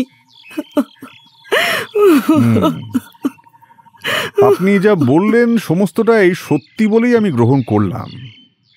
মহারানী, আপনি যে এমন অকপটে আমাদের কাছে সমস্ত কথা খুলে বললেন তার জন্য আমার আন্তরিক ধন্যবাদ গ্রহণ করুন। রাজা বাহাদুর, আপনার লজ্জিত হবার কোনো কারণ নেই। মানুষের জীবনে এরকম ঘটনা আশ্চর্য নয়। আপনি আমাকে একজন বিদেশি পুলিশ অফিসার মনে করে দুঃখিত হবেন না। আমাকে আপনার একজন শুভানুধ্যায়ী মনে করবেন। বিশ্বাস রাখুন, আমার দ্বারা আপনার বা মহারানীর কোনো অনিষ্ট কোনো দিন হবে না। আমাকে আপনি বাঁচালেন, অসংখ্য ধন্যবাদ আপনাকে। আপনি শুনে খুশি হবেন যে আপনার অলংকার উদ্ধারের জন্য আমি স্বয়ং তদন্ত আরম্ভ করেছি। আর শুনে দুঃখিত হবেন যে এই বহুমূল্য অলংকারের জন্য শুধু মণিলাল নয়, আমার দুজন বিশ্বাসী পুলিশ কর্মচারী শত্রুর হাতে প্রাণ দিয়েছে এবং আমার প্রিয়তম সহকারী এখন তাদের হাতে বন্দী। আরও হয়তো অনেক ভয়ঙ্কর ঘটনা ঘটেছে, সেসব সংবাদ এখনো পাইনি। তবে শুনেছি আরও দুজন এই সম্পর্কে নিহত হয়েছে। এ খবর আমি পেয়েছি। যার কাছে এখন মুক্তোর মালা আছে। বলেন কি? স্বনামধন্য চীনা ডাকাত চাংলির কাছে। তাহলে সেদিন যাকে ধরা হয়েছিল সে সম্পূর্ণ নির্দোষ। তাকে আজকালের মধ্যেই মুক্তি দেওয়া হবে। আচ্ছা, আজ তাহলে আসি, কেমন? যাবার আগে এই শুভেচ্ছা জানিয়ে যাই, আপনাদের স্বামী স্ত্রীর মধ্যে যে মনোমালিন্যের সৃষ্টি হয়েছিল, এখন থেকে তার অবসান ঘটুক। নমস্কার। জ্ঞান ফেরার পর ধীরে ধীরে তরুণ চোখ খুলল। তার সর্বাঙ্গে দারুণ ব্যথা, মাথাটা ঝিমঝিম করছে। কিসের একটা তীব্র নেশার ফলে হাত পা এখনো অবশ হয়ে রয়েছে। বহু চেষ্টা করেও সেগুলোকে সবল করতে পারা যাচ্ছে না। এমনি করে আরও কয়েক ঘন্টা কেটে গেল। ক্রমশ দেহে অল্প একটু বল লাভ করতে তরুণ ধীরে ধীরে উঠে বসল। কি সর্বনাশ! এই হাত পা তো শিকলে বাঁধা। এইরকম ভাবে তো ওঠারও কোনো উপায় নেই। শিকলটা দেওয়াল সংলগ্ন করার সঙ্গে আটকে আছে। কষ্ট করে উঠতে পারলেও কোথাও যাওয়ার উপায় নেই। যে ঘরটাতে সে বসে আছে সেটা মাটির নিচের ঘর। যেমন অন্ধকার তেমনই ঠান্ডা। মাথার ওপর ছোট্ট একটা ছিদ্র দিয়ে ক্ষীণ আলোর রশ্মি ঘরের ভেতর ঢুকছে। অন্য কোনো জানালা বা আলো আসার পথ নেই।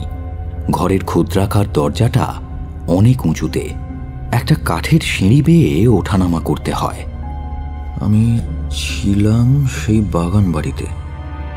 নিচের ঘরে একটি মৃত যুবক ছিল, তারপর ওপরে সেই পৈশাচিক মৃত্যুর তাণ্ডব লীলা, তারপর পেছন থেকে চাংলি আর ৩-৪ জন দস্যু ছুটে এসে নিমেষে আমাকে বেঁধে ফেলল।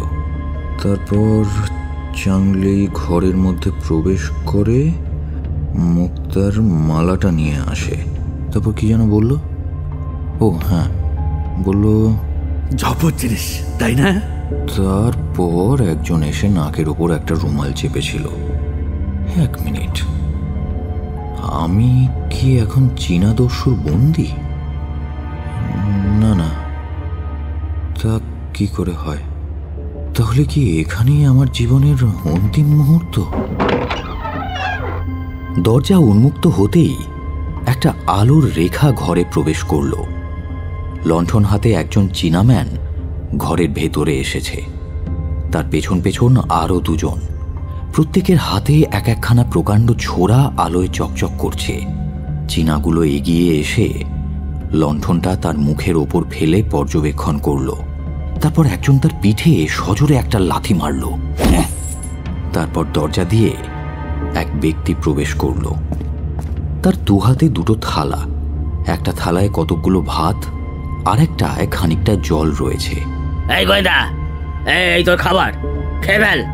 এই শিকল পরে আমি খাবো কেমন করে? গরুর মতো মুখ দিয়ে খা, সেই জন্যই তো থালায় করে জল দিয়েছি। খাবার দেখে তরুণের গা গুলিয়ে উঠল। যেমন নোংরা থালা তেমনই জঘন্য ভাত, কিন্তু তেষ্টা পেয়েছিল, তাই অতি কষ্টে নিচু হয়ে থালা থেকে সে খানিকটা জল পান করল। বহুক্ষণ পরে একটু জল খেয়ে অনেকটা সুস্থ বোধ করল সে। এই সময় একসঙ্গে অনেকগুলো চীনা ঘরে প্রবেশ করল। প্রত্যেকের হাতে এক একখানা বড় ছোরা। একটা চীনাম্যান এগিয়ে এসে তার হাতের শেকলটা খুলে দিয়ে 2 হাতে হাতকড়া লাগিয়ে দিল। আর একজন তার পায়ের বাঁধন খুলে দিল। উপরে উঠে কয়েকটা ঘর পেরিয়ে তরুণকে একটা অপেক্ষাকৃত ক্ষুদ্র ঘরে এনে হাজির করা হলো। ঘরটা অতিশয় নোংরা। ভেতর থেকে নেশার এবং পচা খাবারের দুর্গন্ধ বহু দূর পর্যন্ত ছড়িয়ে পড়ছে। ভেতরে এসে তরুণ দেখল একপাশে একটা বেঞ্চিতে বসে আছে কয়েকটা চীনেম্যান। অপরদিকে একটা চওড়া টুলের ওপর বসে দুর্বৃত্ত চাংলি এক মনে নেশা করছে। লোকগুলো তরুণকে এনে চাংলির সামনে দাঁড় করালো। কে শখের গোয়েন্দা মশাই? তোমার গোয়েন্দাগিরির শখ মিটেছে? তোমার উপর কিন্তু আমার বিশেষ রাগ নেই, কারণ আমি জানি তুমি আমার পেছনে লাগোনি। তুমি ঘুরছিলে মুক্তোর মালার জন্যে। কিন্তু বাবু, তোমার সাহেব বড় বদলোক, তাছাড়া লোকটার আসপর্দাও কম নয়। আমার পেছনে নিজে লেগেছে, আবার কয়েকটা কুকুর লেলিয়ে দিয়েছে। কিন্তু চাপ নেই, তাদের শেষ করে দিয়েছি, মায়ে তোমাদের বড় সাহেবকে পর্যন্ত। কিন্তু তাতেও তোমার সাহেবের চৈতন্য হয়নি। কাল চীনা পাড়া থেকে অনেক চীনাদের ধরে নিয়ে গেছে, তার সঙ্গে আমার একজন অনুচর ধরা পড়েছে। এখন যদি আমার লোককে তোমার সাহেব ছেড়ে দেয় তবেই তুমি ছাড়া পাবে, নচেত তোমার সঙ্গে পৃথিবীর সম্পর্ক আজই আমি ঘুচিয়ে দেব। লিফুং, সালাম। কে কে ডেভেনহ্যামের কাছে চিঠি নিয়ে গেছে? আগে ফুলিং আর লিংচ্যান। ঠিক আছে, যাও। শোনো গোয়েন্দা, আমার এই দুজন অনুচরকে দিয়ে তোমার সাহেবের কাছে পত্র পাঠিয়েছি। তাতে লিখেছি যে যদি পত্রপাঠ আমার ধৃত অনুচরকে ছেড়ে দাও এবং পত্র মারফত অঙ্গীকার করো যে ভবিষ্যতে আর কখনো আমার পেছনে লোক নিয়োগ করবে না, তবেই তোমার প্রিয় গোয়েন্দাকে তুমি জীবন্ত ফিরে পাবে। এখন এই পত্রের উত্তরে তোমার ভবিষ্যৎ নির্ভর করছে, তবে আমার বিশ্বাস তুমি নিরাপদেই এই যাত্রায় ফিরে যাবে, কারণ তোমার সাহেব নিশ্চয়ই আমার অনুচরকে আটকে রেখে তোমার জীবন উৎসর্গ করবে না। এখন অপেক্ষা করো, ওরা আসুক ফিরে। বেশিক্ষণ অপেক্ষা করতে হলো না। কিছুক্ষণ পরেই একজন চীনাম্যান একেবারে চাংলির সামনে এসে মাটিতে বসে পড়ল। কি খবর লিংচ্যান? খবর ভালো নয় কর্তা, ফুলিং ধরা পড়েছে। ধরা পড়েছে মানে? তোমরা ডেভেনহ্যাম সাহেবকে চিঠি দিয়েছিলে? চিঠি নিয়ে থানার ফটকের ভেতর ঢুকতেই মারমার শব্দে কয়েকজন বাঙালি আর কয়েকটা গোড়া পুলিশ আমাদের দিকে ছুটে এলো। আমরা যত বলি যে আমরা ডেভেনহ্যাম সাহেবের সঙ্গে দেখা করব, তারা ততই আমাদের নিয়ে টানাহাঁচড়া করতে লাগলো। ফুলিংয়ের কাছ থেকে একজন বাঙালি পুলিশ জোর করে চিঠিটা কেড়ে নিয়ে সেখানে পড়ে তাকে মারতে শুরু করলো। আমাকেও বাদ দিল না। এই দেখুন না কর্তা, এই দেখুন। আর একজন গোড়া পুলিশকে ডেকে সে বলল, এদের জন্যই আমাদের 3 বন্ধু প্রাণ দিয়েছে, মারো এদের। মার খেয়ে ফুলিং অজ্ঞান হয়ে যায়। আমি অজ্ঞান হবার ভান করে পড়ে থাকি। তখন তারা আমাদেরকে একটা ঘরে বন্ধ করে রাখে। আমি সেখান থেকে কোনো রকমে পালিয়ে এসেছি। কিন্তু কর্তা, ফুলিংয়ের অবস্থা ভালো নয়, সে মনে হয় বাঁচবে না। তোমার ভাগ্য খারাপ গোয়েন্দা। আমি তোমায় ছেড়ে দিতে প্রস্তুত ছিলাম, কিন্তু আমার ফুলিংকে তারা মেরে ফেলার জোগাড় করেছে। সুতরাং তোমার নিস্তার নেই, তোমার সহযোগীদের পাবে তুমি মরবে। চাংলি দুজন সহচরকে ইঙ্গিত করতেই তারা এসে দুদিক থেকে তরুণকে চেপে ধরল। কি করতে হবে তা জানো? কাল সকালে ওর দেহটা ডেভেনহ্যাম সাহেবের বাড়ি উপহার পাঠাতে হবে, বুঝেছ? এখন যাও।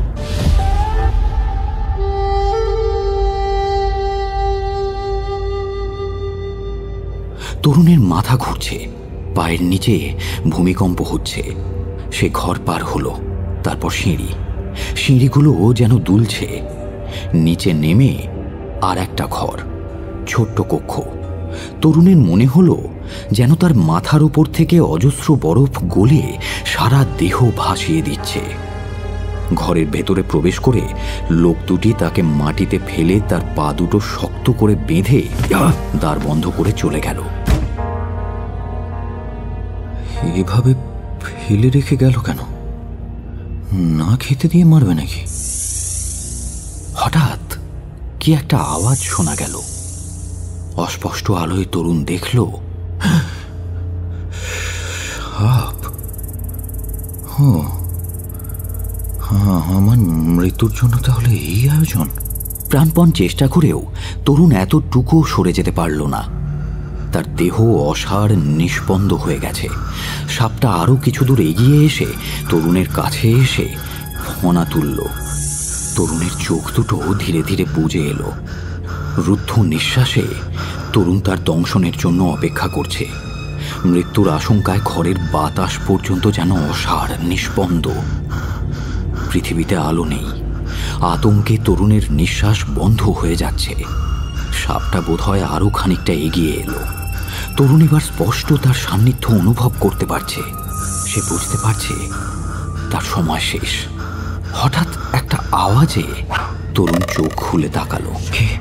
দেখল সাপটা তার দেহের একেবারে কাছে মাটিতে অসাড় হয়ে পড়ে আছে।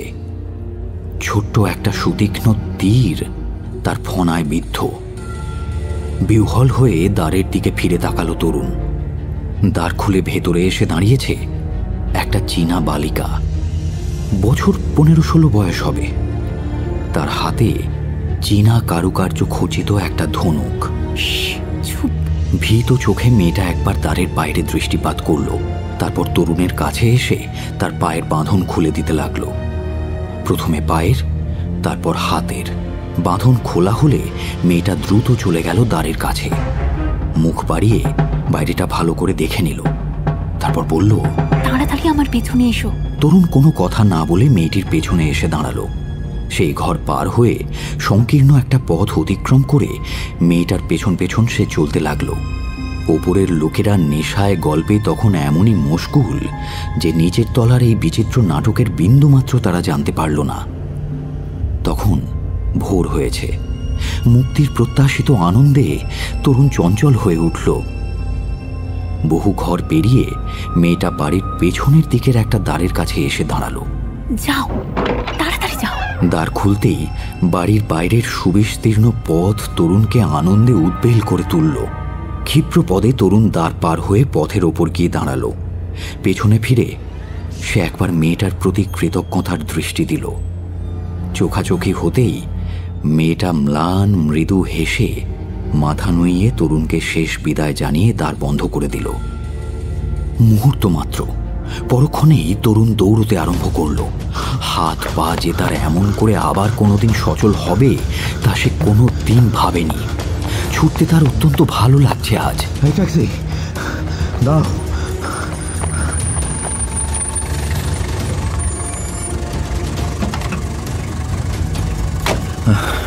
चलो, अरे उधर नहीं, इधर।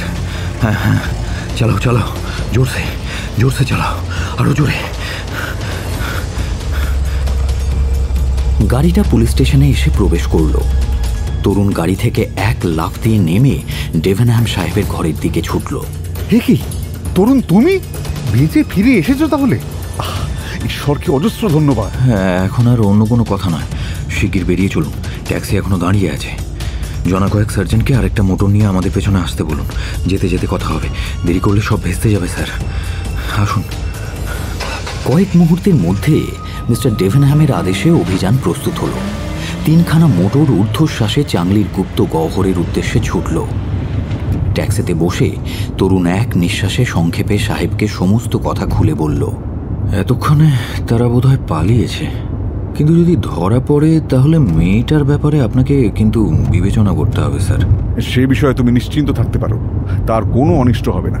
তরুণ ট্যাক্সি চালককে নির্দেশ করতে করতে বহু পথ অতিক্রম করে একটা পরিত্যক্ত পল্লীর একটা সরু গলির মধ্যে এসে প্রবেশ করল।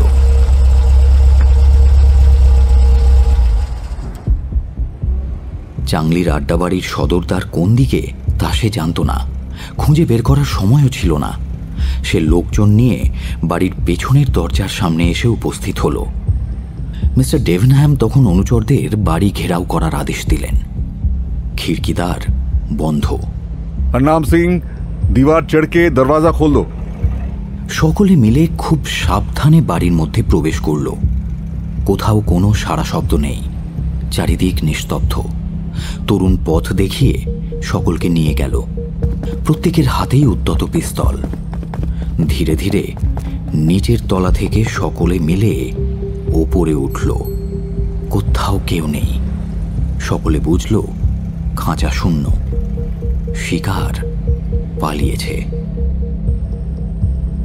হঠাৎ তাদের চোখে পড়ল একটা ঘরের মেঝের ওপর কি একটা জিনিসের ওপর ঝুঁকে একজন চীনা লোক কিছু একটা করছিল।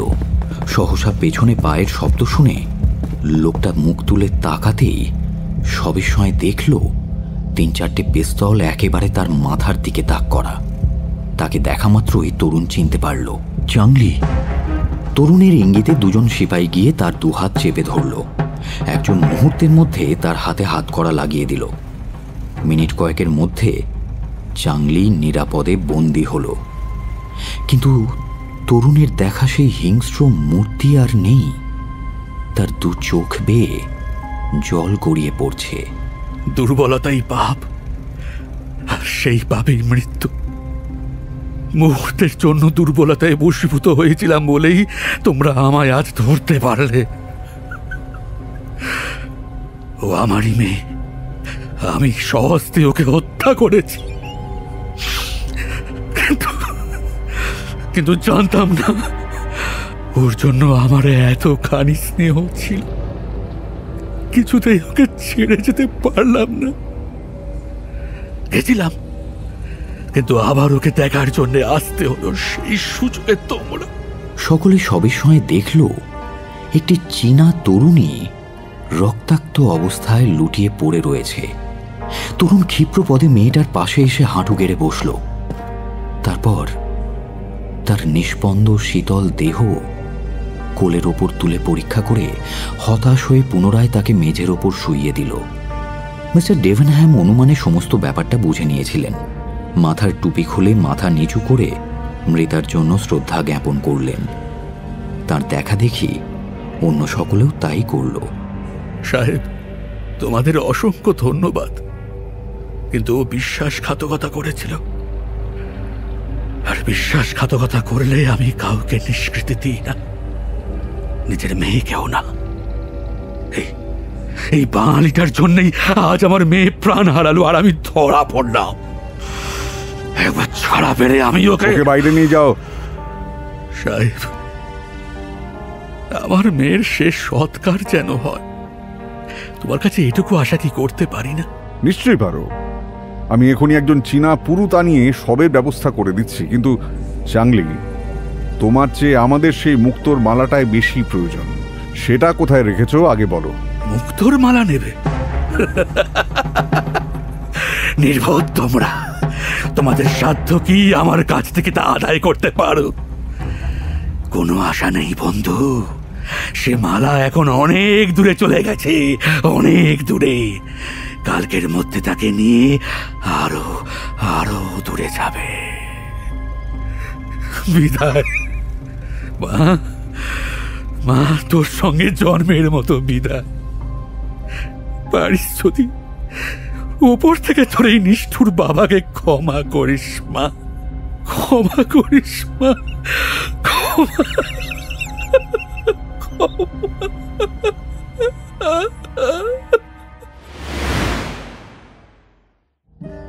এতদিন পরে কলকাতা পুলিশের অফিসারদের মুখে খানিকটা হলেও আত্মপ্রসাদের হাসি দেখা দিয়েছে। এতদিন তারা নিজেদের অকৃতকার্যের লজ্জায় যেন ঝিমিয়েছিল। কাগজে কাগজে চাংলির ফটো ছাপা হয়েছে, বড় বড় হরফে তার বিচিত্র জীবন ইতিহাসের মর্মকথা। চীন এবং ভারত গভর্নমেন্টের মধ্যে নানাবিধ গোপনীয় টেলিগ্রাম বিনিময় হচ্ছে তাকে নিয়ে।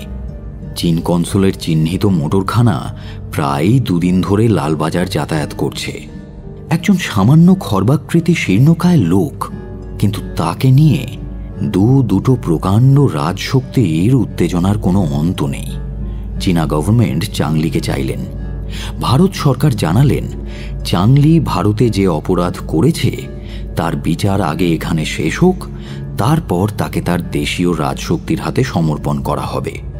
চাংলির বিচার করার জন্য একটি বিশেষ ট্রাইব্যুনাল গঠিত হল এবং বিচারের দিনক্ষণ ধার্য করা হল।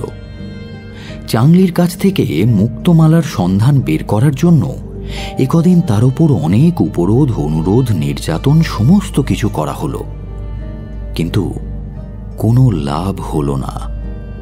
সবকিছু দেখে মিস্টার ডেভেনহ্যাম একেবারে উল্টো পথ ধরলেন। তিনি এসে চাংলির সঙ্গে প্রথমে করমর্দন করলেন। বললেন, তোমাকে এভাবে আটক করে রাখার জন্য আমি খুবই দুঃখিত, কিন্তু পুলিশের কর্তব্য বড়ই কঠোর। তার জন্য তুমি যেন কিছু মনে করো না। তোমার সৌজন্যের জন্য অনেক ধন্যবাদ, কিন্তু 10-12 জন সহকারীর পর এখন তুমি নিজে এলে। তাই এসো, কিন্তু কোনো ফল হবে না।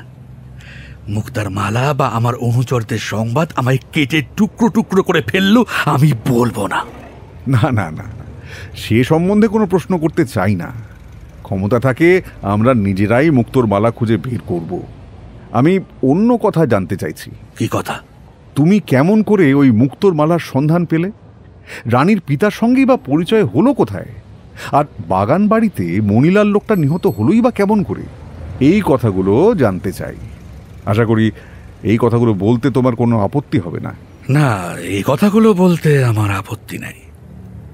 রানীর পিতা এখানে এসে এক ধনবান পাঞ্জাবি ব্যবসাদারের কাছে মুক্তার হারের কথা বলে যে তারা দুজনে মিলে সেই মুক্তার মালা বিক্রি করবে। মুক্তার মালার কথা শুনে পাঞ্জাবির ভীষণ লোভ হয়, কিন্তু নিজে অত দর দিতে সক্ষম না হওয়ায় একজন চীনা রত্ন ব্যবসায়ীর কাছে যাবার প্রস্তাব করে এবং রানীর পিতাকে নিয়ে পরদিন তার কাছে যায়। চীন থেকে পালিয়ে এসে আমি ওই চীনা মহাজনের বাড়িতেই ছিলাম।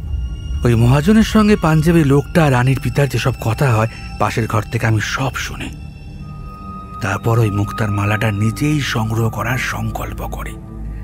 চীনা মহাজনের সঙ্গে পরামর্শ করে সেই ঘটনার দিন রাত্রে 4 জন অনুচরকে নিয়ে ঘটনাস্থলে যাই এবং পিছন থেকে গলায় ফাঁস দিয়ে রানীর পিতাকে হত্যা করে। হত্যার পর অনুচররা মৃতদেহ নিয়ে চলে যায়। আমি একা মণিলালের জন্য অপেক্ষা করি, কিন্তু রানীর সঙ্গে তার পিতার যে একটা সাংকেতিক বন্দোবস্ত ছিল আমি তা জানতাম না।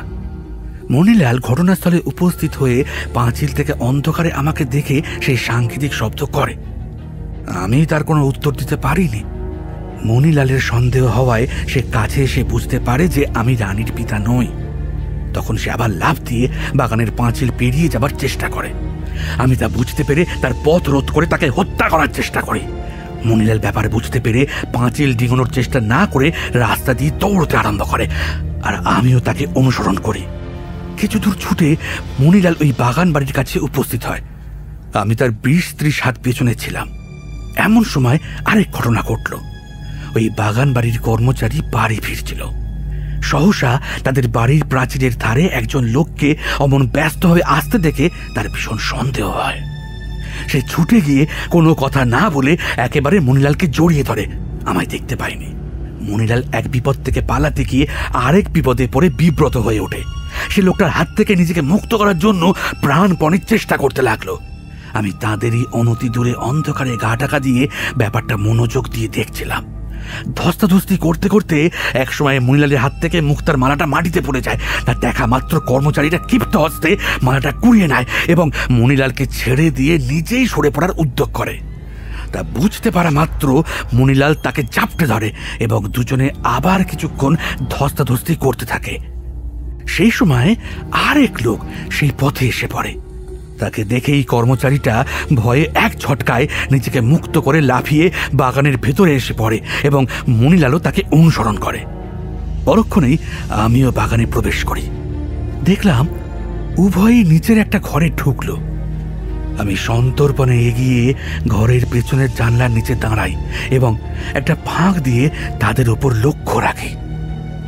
ভেতরের লোক দুটোর কথাবার্তা বুঝতে না পারলেও এইটুকু আন্দাজ করতে পারি যে বাগানের কর্মচারীটা মণিলালের সঙ্গে রফা করার চেষ্টা করছে। মণিলাল ব্যগ্র কণ্ঠে তার প্রতিবাদ করছে। কর্মচারীটা তখন সেই মহামূল্য কণ্ঠহারের নেশায় উন্মাদ হয়ে উঠেছে। তার দু চোখ দিয়ে লোভের আগুন ঢেকড়ে পড়ছে। কথা বলতে বলতে সে সহসা বিছানার ভেতর থেকে একখানা বৃহদাকার ছোরা টেনে বের করে চোখের পলকে মণিলালের বুকে আমূল বসিয়ে দিল। তারপর ছুরি লুকিয়ে রেখে তাড়াতাড়ি তার মৃতদেহ সামনের ইজি চেয়ারের উপর বসিয়ে কণ্ঠহারটা হাতিয়ে যেমনই বেরোতে যাবে সেই সময় দাঁড় ঠেলে উপরের মুন্সেফ বাবুটি ঘরের মধ্যে প্রবেশ করেন। তিনিও গলার আওয়াজ পেয়ে সন্দেহবশত নিচে নেমে এসেছিলেন এবং দ্বারের বাইরে দাঁড়িয়ে সমস্ত কথাই শুনেছিলেন। মুন্সেফ বাবু সেই ঘরে প্রবেশ করে কর্মচারীকে ভয় দেখাতে লাগলেন। শেষে ভাগ দেবার অঙ্গীকার করে মুক্তার মালাটা নিয়ে তিনি ভেতরে চলে গেলেন। ভোর হয়ে আসতে দেখে আমি তখন বাগান থেকে সরে পড়ি এবং আড্ডায় গিয়ে দুজন অনুচরকে মুন্সেফ ও কর্মচারীর আকৃতি বর্ণনা করে তাদের উপর লক্ষ্য রাখার জন্য পাঠিয়ে দিই। পরদিন রাত্রে আরও জনা কয়েক অনুচর নিয়ে আবার সেই বাগান বাড়িতে আমি আসি। তারপর সেখানে যা কিছু ঘটেছে তা তো এই গোয়েন্দার কাছে নিশ্চয়ই শুনেছেন আপনি। কয়েকদিন ধরে অবিশ্রান্ত উত্তেজনা, শারীরিক পরিশ্রমের পর অত্যন্ত অবসাদে তরুণের সমস্ত দেহ ভেঙে পড়েছিল। সেই প্রতিক্রিয়ার ফল শীঘ্রই দেখা দিল। চাংলি গ্রেপ্তার হবার পরদিন সকালে যখন বেশ বেলায় তরুণের ঘুম ভাঙল, তখন তার সারা দেহে দারুণ ব্যথা, মাথা যেন খসে পড়ছে, গায়ের তাপমাত্রাও স্বাভাবিক নয়। ধীরে ধীরে সে বিছানার ওপর উঠে বসল। না না না, এই মুহূর্তে জ্বর হলে চলবে না, এখনো অনেক কাজ বাকি। প্রথমত চাংলির বিচারের সময় উপস্থিত থাকতে হবে, দ্বিতীয়ত হরেন্দ্রকে আজকের মধ্যে হাজত থেকে বের করে মায়ের কাছে পৌঁছে দিতে হবে। হাজতে হরেন্দ্রর অসুখ করেছে, সেখানে তার সেবা শুশ্রূষা কেমন হচ্ছে কে জানে। যদি অসুখ বেড়ে যায়। রামচরণ, রামচরণ! বলুন দাদাবাবু। চরণ, একবার ডাক্তারবাবুর কাছে যাও, রাত থেকে জ্বর বোধ করছি। এই কাগজটাতে সব লেখা আছে। জ্বর বেশি হয়েছে নাকি? না, সেরকম কিছু না। বেশি হলি বা কি, এতে জ্বর হবে না তো কিসে হবে? নাওয়া খাওয়া শিখে উঠলো, সারাদিন টোটো করে ঘুরে বেড়ান, মানুষের শরীরে কি সহ্য হয়? কতদিন ধরে বলছি একটা সুপাত্রী। আচ্ছা, সে না হয় হবে, আপাতত যাও, নইলে রঞ্জিত আবার বেরিয়ে যাবে ওদিকে। সে বিছানার ওপর উঠে বসল। ডাক্তারবাবু বলতে রামচরণ তাদের প্রতিবেশী তরুণের বন্ধু ডক্টর রঞ্জিত মুখোপাধ্যায়কেই বুঝল। প্রয়োজন হলে সেই তার চিকিৎসা করে। মিনিট 10 মধ্যে রঞ্জিত ডাক্তার এসে হাজির। পরীক্ষা করে বলল, এ কিছুই না, এর জন্য আবার ওষুধ কি? স্রেফ ক্লান্তি, অত্যধিক পরিশ্রমের ফল। 1 কাপ গরম দুধ তোমাকে চাঙ্গা করে দেবে, তার সঙ্গে ফোঁটা 10 ভাইনাম গ্যালিসাই।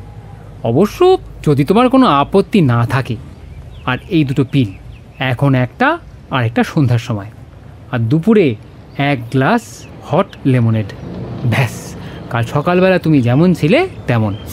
কাল সকালের জন্য অপেক্ষা করার সময় নেই ভাই, আজ বিকেলের মধ্যেই আমি যেমন ছিলাম তেমন হতে চাই। তার জন্য যা ওষুধ দেবার তাই দাও। মানেটা কি? মানে হচ্ছে বিকেলে আমায় বেরোতে হবে, জরুরি কাজ আছে, তাছাড়া রাত্রে একটা নিমন্ত্রণও আছে। অন্তত বিকেলে বেরোতে পারবে, কিন্তু আমার মনে হয় এই রাতের নিমন্ত্রণটা বাদ দিতে পারলেই ভালো। অসম্ভব, আজকে নিমন্ত্রণে আমায় যেতেই হবে। তাই নাকি? এমন জরুরি নিমন্ত্রণ? আচ্ছা, আমার এই বড়ি খেলেই চলবে। চললাম এখন, কাল সকালে আসবো। Good day. Good day. ডাক্তারের নির্দেশ অনুসারে পথ্য এবং ওষুধ বড়ি খেয়ে তরুণ অনেকটা সুস্থ বোধ করল। তার জ্বর ছেড়ে গেল, গায়ের বেদনারও খানিকটা উপশম হলো। সে একখানা ট্যাক্সি ডাকিয়ে গায়ে একটা মোটা চাদর জড়িয়ে ডেভেনহ্যামের সঙ্গে দেখা করতে গেল। ভেতরে আসবো স্যার? এসো এসো তরুণ, এসো। এভাবে চাদর মুড়ে? ও কিছু না স্যার, সকালের দিকে একটু জ্বর এসেছিল। সে কি? তাই সামান্য সতর্কতা আর কি। এই অবস্থায় তোমার বেরোনো একদম উচিত হয়নি। বেরোতাম না, কিন্তু একটা অত্যন্ত জরুরি কাজে এসেছি আপনার কাছে। আমার কাছে? কি কাজ বলো? হরেন্দ্রর স্ত্রীর কথা তো আপনাকে বলেছি। সে বেচারি তার স্বামীর অনুপস্থিতিতে খুবই কষ্টের মধ্যে দিন যাপন করছে। যত শীঘ্র সম্ভব হরেন্দ্রকে তার কাছে ফিরিয়ে নিয়ে যেতে চাই, সেজন্যই আপনার কাছে এসেছি। বুঝেছি, হরেন্দ্র যাতে আজকেই ছাড়া পায় তুমি আমায় তার ব্যবস্থা করতে বলছো, কিন্তু আমি কি তা পারি তরুণ? তাতে আইন ভাঙা হবে যে। তাছাড়া মামলা শেষ না হওয়া পর্যন্ত। তা জানি স্যার, কিন্তু হরেন্দ্রকে আজ যে করেই হোক আপনাকে মুক্তি দিতেই হবে। আপনি ইচ্ছে করলেই তা পারেন। ছেলে মানুষ, ছেলে মানুষ। সার্জেন্ট, এই চিঠি নিয়ে তুমি স্যার হারবার্টের সঙ্গে দেখা করো। সন্ধ্যের দিকে হরেন্দ্র মুক্তি পেল। চাংলির বিচারের দিন। আদালতের বাইরে অসম্ভব জনসমাগম হয়েছে। আদালতের বিশেষ অধিবেশনে বিশেষভাবে তার বিচার হবে। বিচারকগণও বিশেষভাবে নির্বাচিত। আদালতে দর্শকের মঞ্চে সেদিন জনসাধারণের প্রবেশ বন্ধ।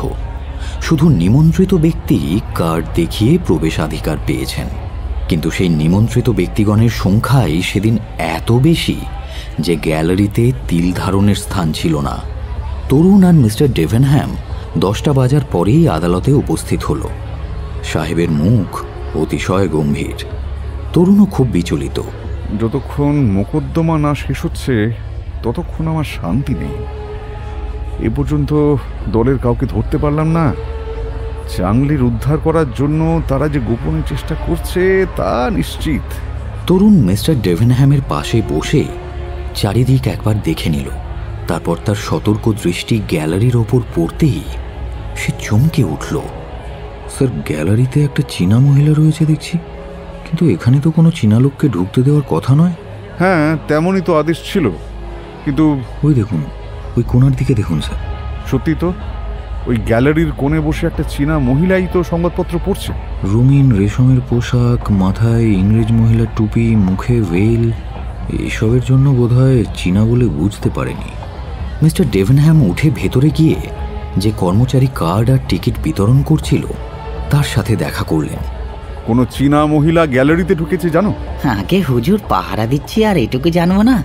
টিকিট দিয়েছিল। কোন টিকিট দিয়েছিল সেখানে দিতে পারো? এই যে হুজুর। ঠিক আছে, তুমি যাও। এই টিকিট কার নামে দেওয়া হয়েছে তা বলতে পারো? আগে এই টিকিটটা আপনার নামে। আমার নামে? অসম্ভব। আগে হ্যাঁ, এই যে আপনার নাম। কিন্তু আমি যে 10খানা নিয়েছিলাম সেগুলো আমি বিতরণ করেছি নিজের হাতে, তার মধ্যে এই নম্বরটা তো ছিল না। তা ঠিক, কিন্তু তারপর আপনি একখানা পত্র দিয়ে একটা মুসলমান ভদ্রলোকে পাঠিয়েছিলেন, তার হাতে আপনার নামে আরেকখানা কার্ড দেওয়ার জন্য। এই সেই কার্ড। না, আমি কাউকে পাঠাইনি। সে চিঠিখানা ফাইলে আছে? আগে আছে ওই কি, এই যে। কি, এ তো আমারই অফিসিয়াল চিঠির কাগজ, আর হাতের লেখা তো আমারই, নিচের স্বাক্ষরটা পর্যন্ত একেবারে হুবহু আমার। ব্যাপার কি তরুণ? যা ভয় করেছিলাম তাই স্যার, চাংলি পালিয়েছে। বলো কি? আদালতে আনার জন্য যখন তার কুঠুরির দরজা খোলা হয় তখন দেখা যায় সে নেই। তার কম্বলের বিছানার উপর একখানা চিঠি পড়ে আছে। চলো চলো গিয়ে দেখি। আদালতের কর্মচারী মহলে তখন ব্যস্ততার অবধি নেই। দর্শকের দল কানাঘুষ হয়ে ব্যাপারটা অনুমান করে কলরব করছে। চারিদিকে যেন একটা ত্রস্ত ভাব। ডেভেনহ্যাম সাহেবকে দেখে প্রধান ট্রাইব্যুনাল বৃদ্ধ বিচারপতি গ্রিয়ার সাহেব উঠে দাঁড়ালেন। মিস্টার ডেভেনহ্যাম, আসামি পালিয়েছে। মিস্টার ডেভেনহ্যাম মিস্টার গ্রিয়ারকে বিচলিত দেখে কাছে গিয়ে চাংলির চিঠিখানা নিয়ে পাঠ করলেন। প্রিয় ডেভেনহ্যাম, আমায় বেঁধে রাখবে মনে করেছিলে? ফাঁসি কাটে ঝোলানোর স্বাদ ছিল বোধহয়। কি স্পর্ধা তোমার! আমায় বন্দি করে রাখতে পারে এমন ক্ষমতা তোমার বা তোমাদের ভারতীয় পুলিশের নেই। আমি চললাম, সাধ্য থাকে ধরো। আজ আমার বিচার করার যে ধৃষ্টতা তোমাদের হয়েছিল তার জন্য তোমাকে কিছু বকশিস দেব। যে বৃদ্ধ প্রধান বিচারপতি আমাকে ফাঁসি কাটে ঝোলানোর জন্য বিশেষ সাজসজ্জা করে এসেছে, আমার ফাঁসিতে সে আজ মরবে। ইতি তোমার অতি প্রিয় চাংলি। চিঠিখানা পড়ে মিস্টার ডেভেনহ্যামের মুখটা লাল হয়ে উঠল। তারপর মুহূর্তের মধ্যে নিজেকে প্রকৃতিস্থ করে নিলেন তিনি। সামনের ভিড় সরিয়ে এগিয়ে গেলেন। আদালত ঘরের সমস্ত দ্বার বন্ধ করে দাও। কিছুক্ষণের জন্য কেউ ঢুকতে বা বেরোতে পারবে না। জেল সুপারিনটেন্ডেন্ট কই? আপনাকে আমি বিশেষভাবে বলেছিলাম আপনার সমস্ত শক্তি ওই কয়েদির জন্য নিযুক্ত থাকুক, তবু সে পালিয়ে গেল। যাক, আপনার কথা পরে হবে। কাল যারা ওই আসামির পাহারায় ছিল তাদের প্রত্যেককে এখনই হাতকড়া পরিয়ে হাজতে বন্ধ করুন। নিশ্চয়ই কেউ বিশ্বাসঘাতকতা করেছে। যে অপরাধী তাকে এর জন্য চরম শাস্তি পেতে হবে। জেন্টলম্যান, আপনারা অনর্থক কলরব করে বিশৃঙ্খলা সৃষ্টি করবেন না। আমি এইমাত্র যে আদেশ দিলাম অত্যন্ত প্রয়োজনেই সে আদেশ আমাকে দিতে হয়েছে। তাতে আপনাদের কোনো ভয় নেই। ইংরেজের আদালতের ভেতরে যারা নিরপরাধ তাদের কোনো শঙ্কা নেই। শুধু অপরাধীকে খুঁজে বার করার জন্যই। মিস্টার ডেভেনহ্যাম। কি হয়েছে আরদালি? গ্রিয়ার সাহেব মূর্ছা গেছেন। সে কি? ছুটে গ্রিয়ার সাহেবের কেদারার কাছে গিয়ে দেখলেন তার মাথাটা একধারে হেলে পড়েছে, চোখ দুটো মুদ্রিত, হাত দুটো কেদারার পাশে ঝুলে পড়েছে। মিস্টার ডেভেনহ্যাম ক্ষিপ্র গতিতে তার নাড়ি দেখলেন, তারপর হাত রাখলেন বুকের ওপর। আরও নিচু হয়ে তার মুখের পানে তাকাতেই তিনি দেখতে পেলেন গ্রিয়ার সাহেবের গলার ওপর একটা অতি সূক্ষ্ম রেশমের ফাঁস। প্রধান বিচারপতি মিস্টার গ্রিয়ার নিহত হয়েছেন। আদালতে উপস্থিত সমস্ত লোককে সার্চ করা হলো, কিন্তু সন্দেহজনক কিছুই পাওয়া গেল না। বিশেষ করে গ্যালারির সেই চীনা রমণীকে গ্রেপ্তার করার জন্য যেসব সার্জেন্টদের পাঠানো হয়েছিল তাদের পরিশ্রমের আর অন্ত রইল না। সমস্ত আদালত তারা বারবার তন্ন করে অনুসন্ধান করল, কিন্তু সেই চীনা রমণীর কোনো সন্ধান পাওয়া গেল না। অগত্যা ধৃত ব্যক্তিদের মুক্তি দেবার আদেশ দিয়ে ডেভেনহ্যাম পুলিশ অফিসে এসে নিজের ঘরে প্রবেশ করলেন। এমন পরাজয়, লজ্জার মুহূর্ত কখনো ভোগ করতে হয়নি। চাংলি যে নিজের মুক্তির জন্য একবার শেষ চেষ্টা করবে তা তো আগেই জানতাম, আর তাই তো সব থেকে সুদৃঢ় কুঠুরিতেই তাকে আবদ্ধ রাখার ব্যবস্থা করা হয়েছিল। তারপর আদালতের ভেতরে সে যা করলো তা যেমন আশ্চর্যের আর তেমনই লজ্জাজনক। 200 সতর্ক প্রহরীর মধ্যে অসংখ্য পুলিশ অফিসারদের চোখের সামনে এজলাসে বসে প্রধান বিচারপতি শত্রুর হাতে নিহত হলেন, এবং সে শত্রু নিরাপদে পালিয়েও গেল। এর চেয়ে লজ্জার আর কি হতে পারে? তারপর তরুণ কোথায়? তরুণ আদালত থেকে ফেরার সময় অনেক খোঁজ করেও তাকে খুঁজে পাওয়া যায়নি। গোলমালের মধ্যে সে কোথায় অদৃশ্য হলো? বিনা অনুমতিতে সে যে কোথাও চলে যাবে এমন ছেলে তো সে নয়। তবে শেষে ওই ঐন্দ্রজালিক চাংলি কি তাকেও ধরে নিয়ে গেল? তরুণ, ও বলো কনস্টেবল। একটা ট্যাক্সি ড্রাইভার একখানা জরুরি চিঠি এনেছে, সে নিজে তা আপনার হাতে দিতে চায়। আমাকে? আচ্ছা, নিয়ে এসো। সেলাম সাহেব, এই যে আপনার চিঠি। দেখি। গ্রিয়ার সাহেবের হত্যাকারিনীর অনুসরণ করলাম, কোথায় যাচ্ছে জানি না। ইতি তরুণ। ড্রাইভার, তুমি আর কিছু জানো? দেখলাম সামনের গাড়ি থেকে একটা চীনা মহিলা গঙ্গার তীরে নেমে একখানা নৌকোতে উঠে বসে। আমাদের গাড়িখানা সেখানে উপস্থিত হলে বাবুটা গাড়ি থেকে নেমেই আমাকে এই কাগজখানা দিলেন এবং বলে দিলেন এটা শুধুমাত্র আপনাকে দেওয়ার জন্য। বাবুটি তারপর কি করলো? তিনি তারপর একজন সাহেবের সাথে কথা বলছিলেন, তা দেখেই আমি গাড়িটা নিয়ে চলে এলাম। ঠিক আছে, তুমি যাও। তরুণ নিজের কাজ করেছে, কিন্তু আমাদের কি করণীয়? তরুণ প্রথম থেকেই সেই চীনা মহিলার ওপর নজর রেখেছিল। চাংলির পালিয়ে যাওয়ার খবর দিয়েই তরুণ মিস্টার ডেভেনহ্যামের পিছু পিছু ছুটে এসে আদালতে প্রবেশ করে, এবং ডেভেনহ্যাম সাহেব যখন নিজের কাজে ব্যস্ত সে তখন গ্যালারিতে দৃষ্টি নিক্ষেপ করেই দেখল সেই স্থান শূন্য। চীনা মহিলাটি সেখান থেকে অদৃশ্য হয়েছে। সহসা যখন তার দৃষ্টি পড়ল বিচারকের আসন মঞ্চের দিকে, দেখল কয়েকজনের পশ্চাতে প্রধান বিচারপতির আসনের পেছন দিকে একটা রঙিন গাউনের প্রান্তভাগ বিদ্যুৎ ঝলকের মতো অদৃশ্য হয়ে গেল। চমকে উঠে তরুণ সেই দিকেই গেল। প্রধান বিচারকের খাস কামরা এবং এজলাসের আসন মঞ্চের মধ্যে একটা ক্ষুদ্র দ্বার রয়েছে। বিচারপতি অবসর সময়ে ওই দ্বার দিয়েই খাস কামরায় যান এবং ওই পথেই ফিরে এসে বসেন। দ্বারের ওপর একটা পর্দা টাঙানো রয়েছে।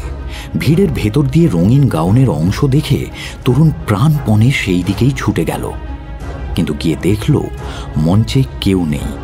শুধু পেছনের পর্দাটা দুলছে আর তারই পেছনে কে যেন ছুটে যাচ্ছে। মুহূর্ত মাত্র অপেক্ষা না করে তরুণ সেই পথ দিয়ে বাইরে বেরিয়ে এলো। রাস্তাটা যেখানে শেষ হয়েছে সেই জায়গাটা অত্যন্ত নোংরা। ম্যাথর বা ঝাড়ুদার ছাড়া সেই পথ দিয়ে অন্য কেউ যাতায়াত করে না। সেখানেই প্রাচীরের ধারে পথে বের হবার একটা ছোট দরজা আছে। তরুণ দেখল সেটা খোলা।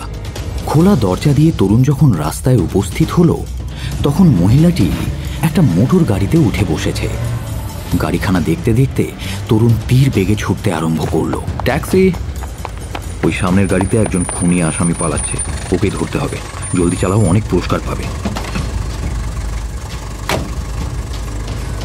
গঙ্গার তীরের ফাঁকা রাস্তা দিয়ে দুখানা মোটর নক্ষত্র বেগে ছুটে চলেছে। কলকাতা শহরের ওপর দিয়ে এত জোরে গাড়ি চালানো পুলিশের নিষেধ। কনস্টেবল সার্জেন্টের দল গাড়ি দুটোর নম্বর টুকে নিচ্ছে। দেখতে দেখতে তারা খিদিরপুর ডকের কাছে এসে উপস্থিত হলো।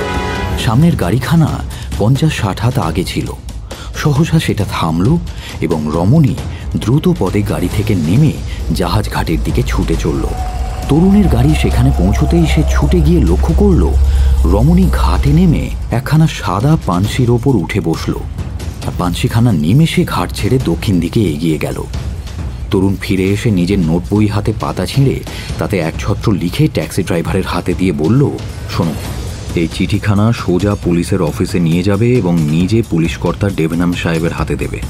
এ কাজে কিন্তু অবহেলা করো না। তোমার নম্বর আমার কাছে রাখলাম, পরে যাতে তোমার ভালো হয় সে ব্যবস্থা আমি করব। এ নাও, ধরো, 10 টাকা বকশিস। পুনরায় তরুণ ফিরে চলল ঘাটের দিকে। জেটির গায়ে একখানা মোটর লঞ্চ দাঁড় করানো। জেটির ওপর উপস্থিত হয়ে দেখল তার পরিচিত এবং ডেভেনহ্যাম সাহেবের বন্ধু মিস্টার ডেন দাঁড়িয়ে অন্য একটা সাহেবের সঙ্গে কথা বলছেন। মিস্টার ডেন খিদিরপুর ডকের বড় সাহেব। তরুণ তাঁর শরণাপন্ন হল। মিস্টার ডেন, আমায় একটা মোটর লঞ্চের ব্যবস্থা করে দিতে হবে। ওই যে দূরের ওই পানসিটা দেখা যাচ্ছে, সেটা আমাদের ধরতেই হবে। ওতে একজন অপরাধী পালাচ্ছে। আমার যতটুকু সাধ্য আমি আপনাকে সাহায্য করব। মোটর লঞ্চখানা আমারই, চলুন। লঞ্চটা সাহেব নিজেই চালাতে শুরু করলেন। কয়েক মিনিট পরেই দূরের পানসিখানা দেখতে পাওয়া গেল। সাহেব লঞ্চের গতি বাড়িয়ে দিলেন। তরুণ বলল, গতি কমান, গতি কমান। কেন? ওদের দল আছে, চাংলির দল। সেই দলের কাছেই ওরা বোধহয় যাচ্ছে। এখন ওদের ধরলে সেই দলের সন্ধান পাওয়া যাবে না। তার চেয়ে ওদের অনুসরণ করে ওদের আড্ডাটা দেখে আসি, পরে বরং দলবল নিয়ে আক্রমণ করব। কিন্তু সাবধানে চলুন, এখন ওরা যেন জানতে না পারে যে কেউ ওদের পিছু নিয়েছে। বেশ, এই দূরবীনটা তুমি নাও, ওদের উপর নজর রাখো। নৌকার দাঁড় 6 জন প্রাণপণ শক্তিতে বয়ে যাচ্ছে। নৌকাখানি এদেশি পানসি নয়, হয়তো কোনো বিদেশি ব্যবসাদারের শখের তরণী। মাঝিগুলো হিন্দুস্তানি নয়, চট্টগ্রামে কিংবা মগ হবে। নৌকার মধ্যস্থলে বসে রানীটি একবার পেছনে দেখল, তারপর উত্তেজিতভাবে মাঝিদের কি যেন আদেশ দিল।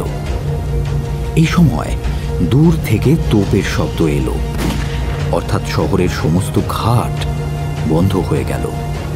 সঙ্গে সঙ্গে তরুণ দেখল ডান দিক থেকে একখানা মোটর লঞ্চ নৌকোর দিকে এগিয়ে আসছে এবং নৌকোখানাও তার গতি কমিয়ে দিয়েছে।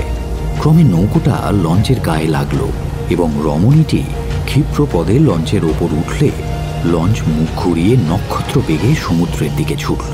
গতি বাড়ান মিস্টার ডেন, গতি বাড়ান, ওরা পালাচ্ছে। গাঙে তখন জোয়ার এসেছে। প্রতিকূল স্রোত ঠেলে এগিয়ে যাওয়া সহজ ব্যাপার নয়, কিন্তু ডেন সাহেব পাকা নাবিক। এ অঞ্চলে তিনি বহুবার লঞ্চ চালিয়ে যাতায়াত করেছেন। সুতরাং তিনি কখনো ঘাটের কাছ দিয়ে, কখনো মাঝগঙ্গার ওপর দিয়ে পূর্ণ বেগে এবং সুকৌশলে লঞ্চ চালিয়ে নিয়ে যেতে লাগলেন। দেখা গেল আগের লঞ্চখানা একটা প্রকাণ্ড বিদেশগামী মানোয়ারি জাহাজের গায়ে ভিড়েছে। পেছনের লঞ্চ দেখে জাহাজের আরোহী এবং সেই রমণীর বিশেষ সন্দেহ হয়েছিল। তারা ঘন ঘন এই দিকে ফিরে দেখছিল এবং পরস্পর কিছু বলাবলি করছিল। দূর থেকে তরুণ জাহাজের আরোহীদের এই ভাবান্তর দূরবীন দিয়ে দেখল। শুনুন, আমি এক কাজ করি, হালের নিচে যে ছোট খুপড়িটা রয়েছে, আমি ওর মধ্যে ঢুকে যাচ্ছি। আপনি খুপড়িটার সামনে একখানা কম্বল চাপা দিয়ে দিন। তারপর আপনি বোট নিয়ে জাহাজের সামনে দিয়ে যাতায়াত করুন। ওরা দেখুক যে বোটের মধ্যে আপনি ছাড়া আর কেউ নেই। ব্যাপারখানা বুঝে নিয়ে ডেন সাহেব তরুণের কথায় সম্মত হলেন। তরুণকে লুকিয়ে রেখে তিনি মোটর বোট নিয়ে সেই নোঙর করা জাহাজের পাশে গিয়ে দাঁড়ালেন। লঞ্চের অন্যান্য আরোহীরা তখন জাহাজের ওপর উঠে রেলিংয়ের ধারে দাঁড়িয়ে ডেন সাহেবের লঞ্চের গতিবিধি নিরীক্ষণ করতে লাগল। ডেন সাহেব বললেন, আমি খিদিরপুর ডকের ম্যানেজার এবং পোর্ট কমিশনারের একজন কমিশনার। এই জাহাজ পরশু ডক থেকে বেরিয়েছে এবং এখানে এসে খারাপ হয়ে গেছে শুনেছি। আমি জানতে চাই জাহাজ সারানোর জন্য ডক থেকে মিস্ত্রিরা এসে কাজ করে গেছে কিনা। এই জাহাজের ক্যাপ্টেন কোথায়? আমি তার সঙ্গে কথা বলতে চাই। একজন ছুটে গিয়ে কাপ্তেনকে ডেকে আনলো। চীনা যাত্রী জাহাজ, কাপ্তেন জাপানি। তিনি এসে বললেন, হ্যাঁ, মিস্ত্রিরা এসে আজকের কাজ সেরে গেছে, কাল সকালে আবার আসবে। আরও অল্পই কাজ বাকি আছে। আশা করছি কাল দুপুর নাগাদ জাহাজ চালাতে পারবো। যত শীঘ্র পারা যায় যেন জাহাজ সরিয়ে নিয়ে যাওয়া হয়। এভাবে অস্থানে জাহাজ থামিয়ে রাখা বেআইনি। এই জাহাজের মালিক পুরনো খরিদ্দার, তাই অন্য কেউ হলে তাদের ফাইন করতাম। আপনি নিশ্চিন্তে থাকতে পারেন, আগামীকাল এই জাহাজ নিশ্চয়ই এই জায়গা ছেড়ে চলে যাবে। বেশ।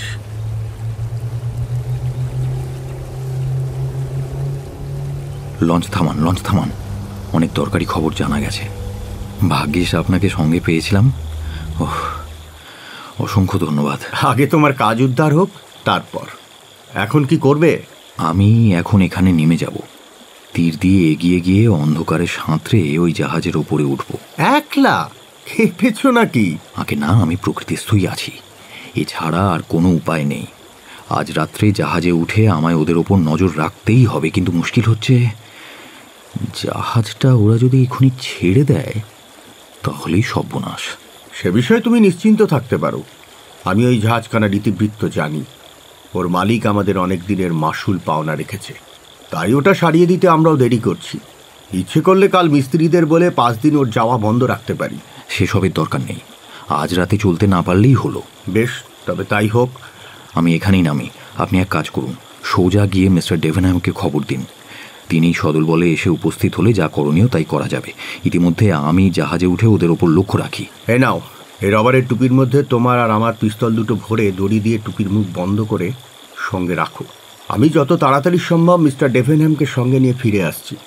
ইতিমধ্যে খুব সাবধানে থাকবে, কোনো রকম হটকারিতা করে নিজের অনিষ্ট করো না। অনেক ধন্যবাদ আপনাকে, আসি।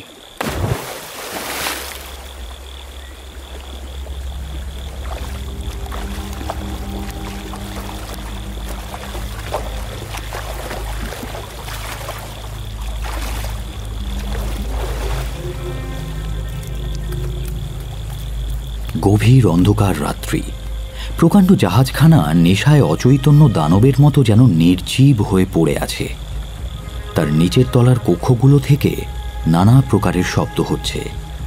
সারেং খালাসির দল নিজেদের নৈশ আহার সমাপ্ত করে তাদের বাসনপত্র পরিষ্কার করতে ব্যস্ত। খোলা ডেক জনশূন্য। তারই এক প্রান্তে একটা শূন্য গর্ভ মদের পিপের মধ্যে তরুণ বসে বসে শ্রান্তিতে ঝিমোচ্ছে। আরও 1 ঘন্টা কেটে গেল। ক্রমে নিচের শব্দ কমতে লাগলো। সমস্ত জাহাজময় নিস্তব্ধতা বিরাজ করতে লাগলো। তরুণ বুঝল নাবিকরা বিশ্রাম করতে যে যার জায়গায় চলে গেছে। তখন সে পিপের বাইরে বেরিয়ে এলো। পিস্তল বাগিয়ে গুঁড়ি মেরে এদিক ওদিক ঘুরে নিচে নামার সিঁড়ি খুঁজতে লাগলো। সে একেবারে নিচে গেল। নিচের তলায় থাকে খালাসির দল, সবাই ঘুমোচ্ছে। দোতলায় উঠে তরুণ দেখল সামনেই একটা ছোট ঘর, কিন্তু সেটা শূন্য। বোঝা গেল এ ঘরে মাল বোঝাই হয়। তার পাশের ঘরের দরজায় লেখা ক্যাপ্টেন। এ পাশের ঘরগুলোর বাইরে তালা বন্ধ, ভেতরে মাল বোঝাই। তরুণ তখন 3 তলায় উঠল। সেখানে বেশি ঘর নেই, ফাঁকা জায়গায় বেশি। প্রয়োজন হলে এখানেও মাল রাখা যেতে পারে। পেছন দিকে স্নানের ঘর, পরপর 2-3টে সার বাঁধা। সহসা একটা শব্দ হতেই তরুণ পাশের স্নানঘরের ভেতরে ঢুকে পড়ল এবং দরজা ঈষৎ উন্মুক্ত করে সামনের দিকে নজর রাখল। দেখল ওধারে একটা ছোট ঘরের দ্বার খুলে একটা চিনেম্যান বেরিয়ে নিচে নেমে গেল। এদেরই তো খুঁজছিলাম। কিছুক্ষণ পর সেই চীনাম্যান পুনরায় ওপরে উঠে এলো।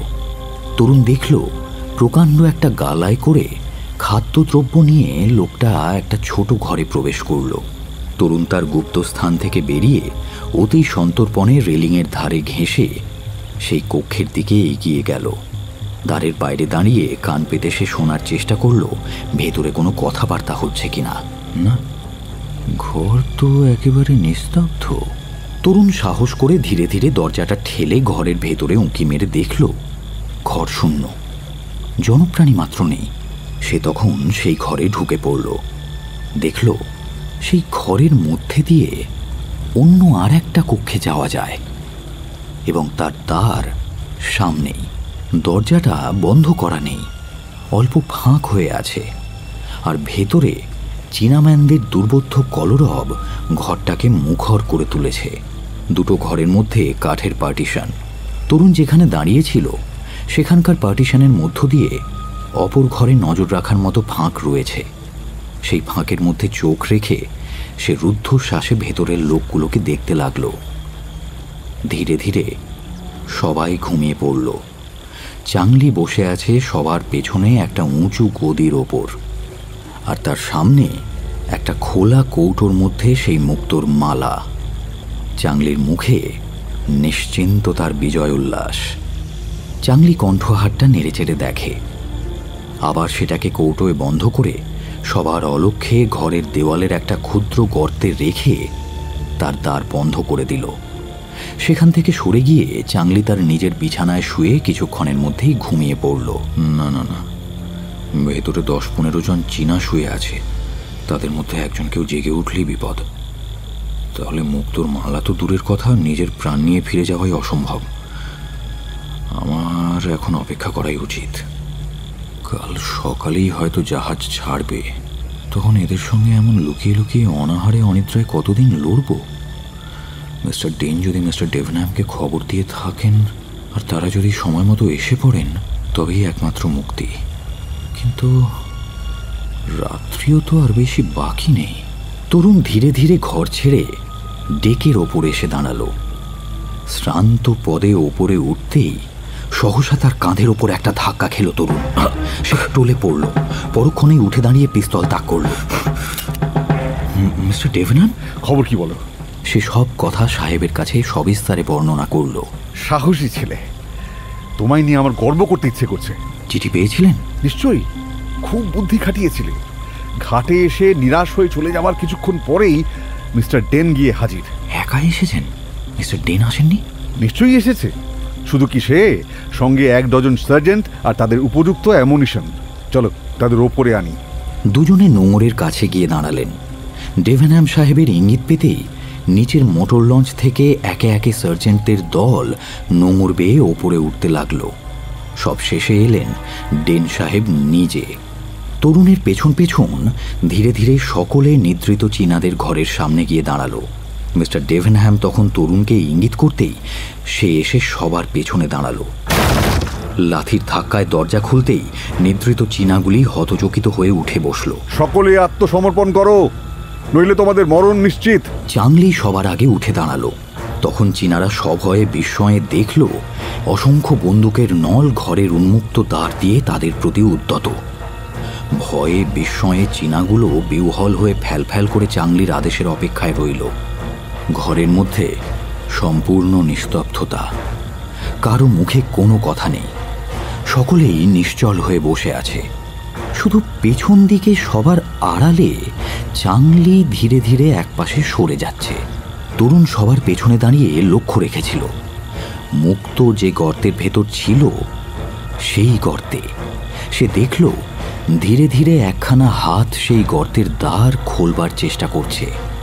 মুহূর্তে অব্যর্থ লক্ষ্যে একটা গুলি সেই হাত ভেদ করল। আক্রমণ! তার কথা শেষ হবার সঙ্গে সঙ্গেই চীনাগুলো লাফিয়ে যে যার পিস্তল বের করতে লাগলো এবং উভয় পক্ষে শুরু হলো ভীষণ যুদ্ধ। সেই অবসরে চাংলি মুক্তোর মালাটা নেবার আর একবার চেষ্টা করল, কিন্তু তরুণ একাগ্র হয়ে সেই দিকেই চেয়েছিল। ফলে চাংলি পুনরায় আহত হলো। দুজন সার্জেন্ট সাংঘাতিক আহত হলো। যুদ্ধ শেষ হলে ঘরে ঢুকে হতাহতদের নির্বিচারে বেঁধে ফেলা হলো এবং তাদের দেহ অনুসন্ধান করে পিস্তল ছোড়া যা পাওয়া গেল বের করে নেওয়া হলো। তরুণের কিন্তু সেসব দিকে লক্ষ্য ছিল না। সে ছুটে গিয়ে গর্ত খুলে কণ্ঠহারখানা বের করে নিল এবং তা ডেন সাহেবের জিম্মায় রাখল। তরুণ, চাংলি কই? সে কি এর মধ্যে আছে? অনেক খোঁজাখুঁজি করেও চাংলিকে পাওয়া গেল না। শুধু দেখা গেল সেই ঘরের এক কোণে খানিকটা স্থান ফাঁকা হয়ে রয়েছে। সেখান দিয়ে উঁকি মেরে দেখা গেল সেই ফাঁকের নিচে বিস্তৃত জলরাশি আন্দোলিত হচ্ছে। হয়তো যুদ্ধের সময় চাংলি এই স্থান দিয়ে লাফিয়ে পড়েছে। ক্যাপ্টেনকে ডেকে আনা হলো। সব কথা শুনে সে ভয়ে বিবর্ণ হয়ে উঠল। প্রচুর পয়সা পেয়ে সে এদের ব্যবসাদার মনে করে তাদের জাহাজে তুলেছিল। তারপর ক্যাপ্টেনকে সঙ্গে নিয়ে সমস্ত জাহাজ তন্ন তন্ন করে অনুসন্ধান করা হলো, কিন্তু চাংলিকে পাওয়া গেল না। ভোর হলে দুখানা লঞ্চে আহত চীনাদের সঙ্গে নিয়ে পুলিশের দল কলকাতা অভিমুখে রওনা দিল। ডেভেনহ্যাম সাহেব বললেন, এত করেও লোকটাকে ধরতে পারলাম না। আফসোস রয়েই গেল। যাক, মুক্তোর মালাটা যে পেয়েছি এই যথেষ্ট। কলকাতা শহরে আর একবার হুলস্থুল পড়ে গেল। নগরের সমস্ত কাগজে খবর বেরোলো অসম সাহসী তরুণ গুপ্তের জন্যই এই অসম্ভব সম্ভব হয়েছে। বড় বড় অক্ষরে তরুণের নাম কাগজে কাগজে ছাপা হলো। খুব সংক্ষেপে বিচার কার্য শেষ হলো। যারা বেঁচে ছিল তারা প্রত্যেকেই গুরুতর দণ্ডে দণ্ডিত হলো। তাদের মধ্যে একজন সরকার পক্ষের সাক্ষী রূপে এজাহার দিল। সমুদ্রগড়ের রাজা এবং রানী উভয়েই আদালতে উপস্থিত ছিলেন। তাঁরাও এসে তরুণকে অভিনন্দন জানিয়ে গেলেন।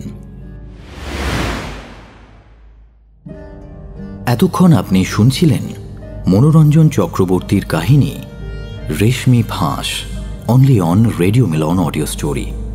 গল্পটি ভালো লেগে থাকলে অবশ্যই লাইক এবং শেয়ার করবেন, এবং আরও নতুন নতুন গল্প শোনার জন্য সাবস্ক্রাইব করতে ভুলবেন না আমাদের official YouTube channel radio Milan audio story. আগামী সপ্তাহে আরও একটি নতুন গল্প নিয়ে হাজির হব আমরা। শুনতে থাকুন রেডিও মিলন অডিও স্টোরি।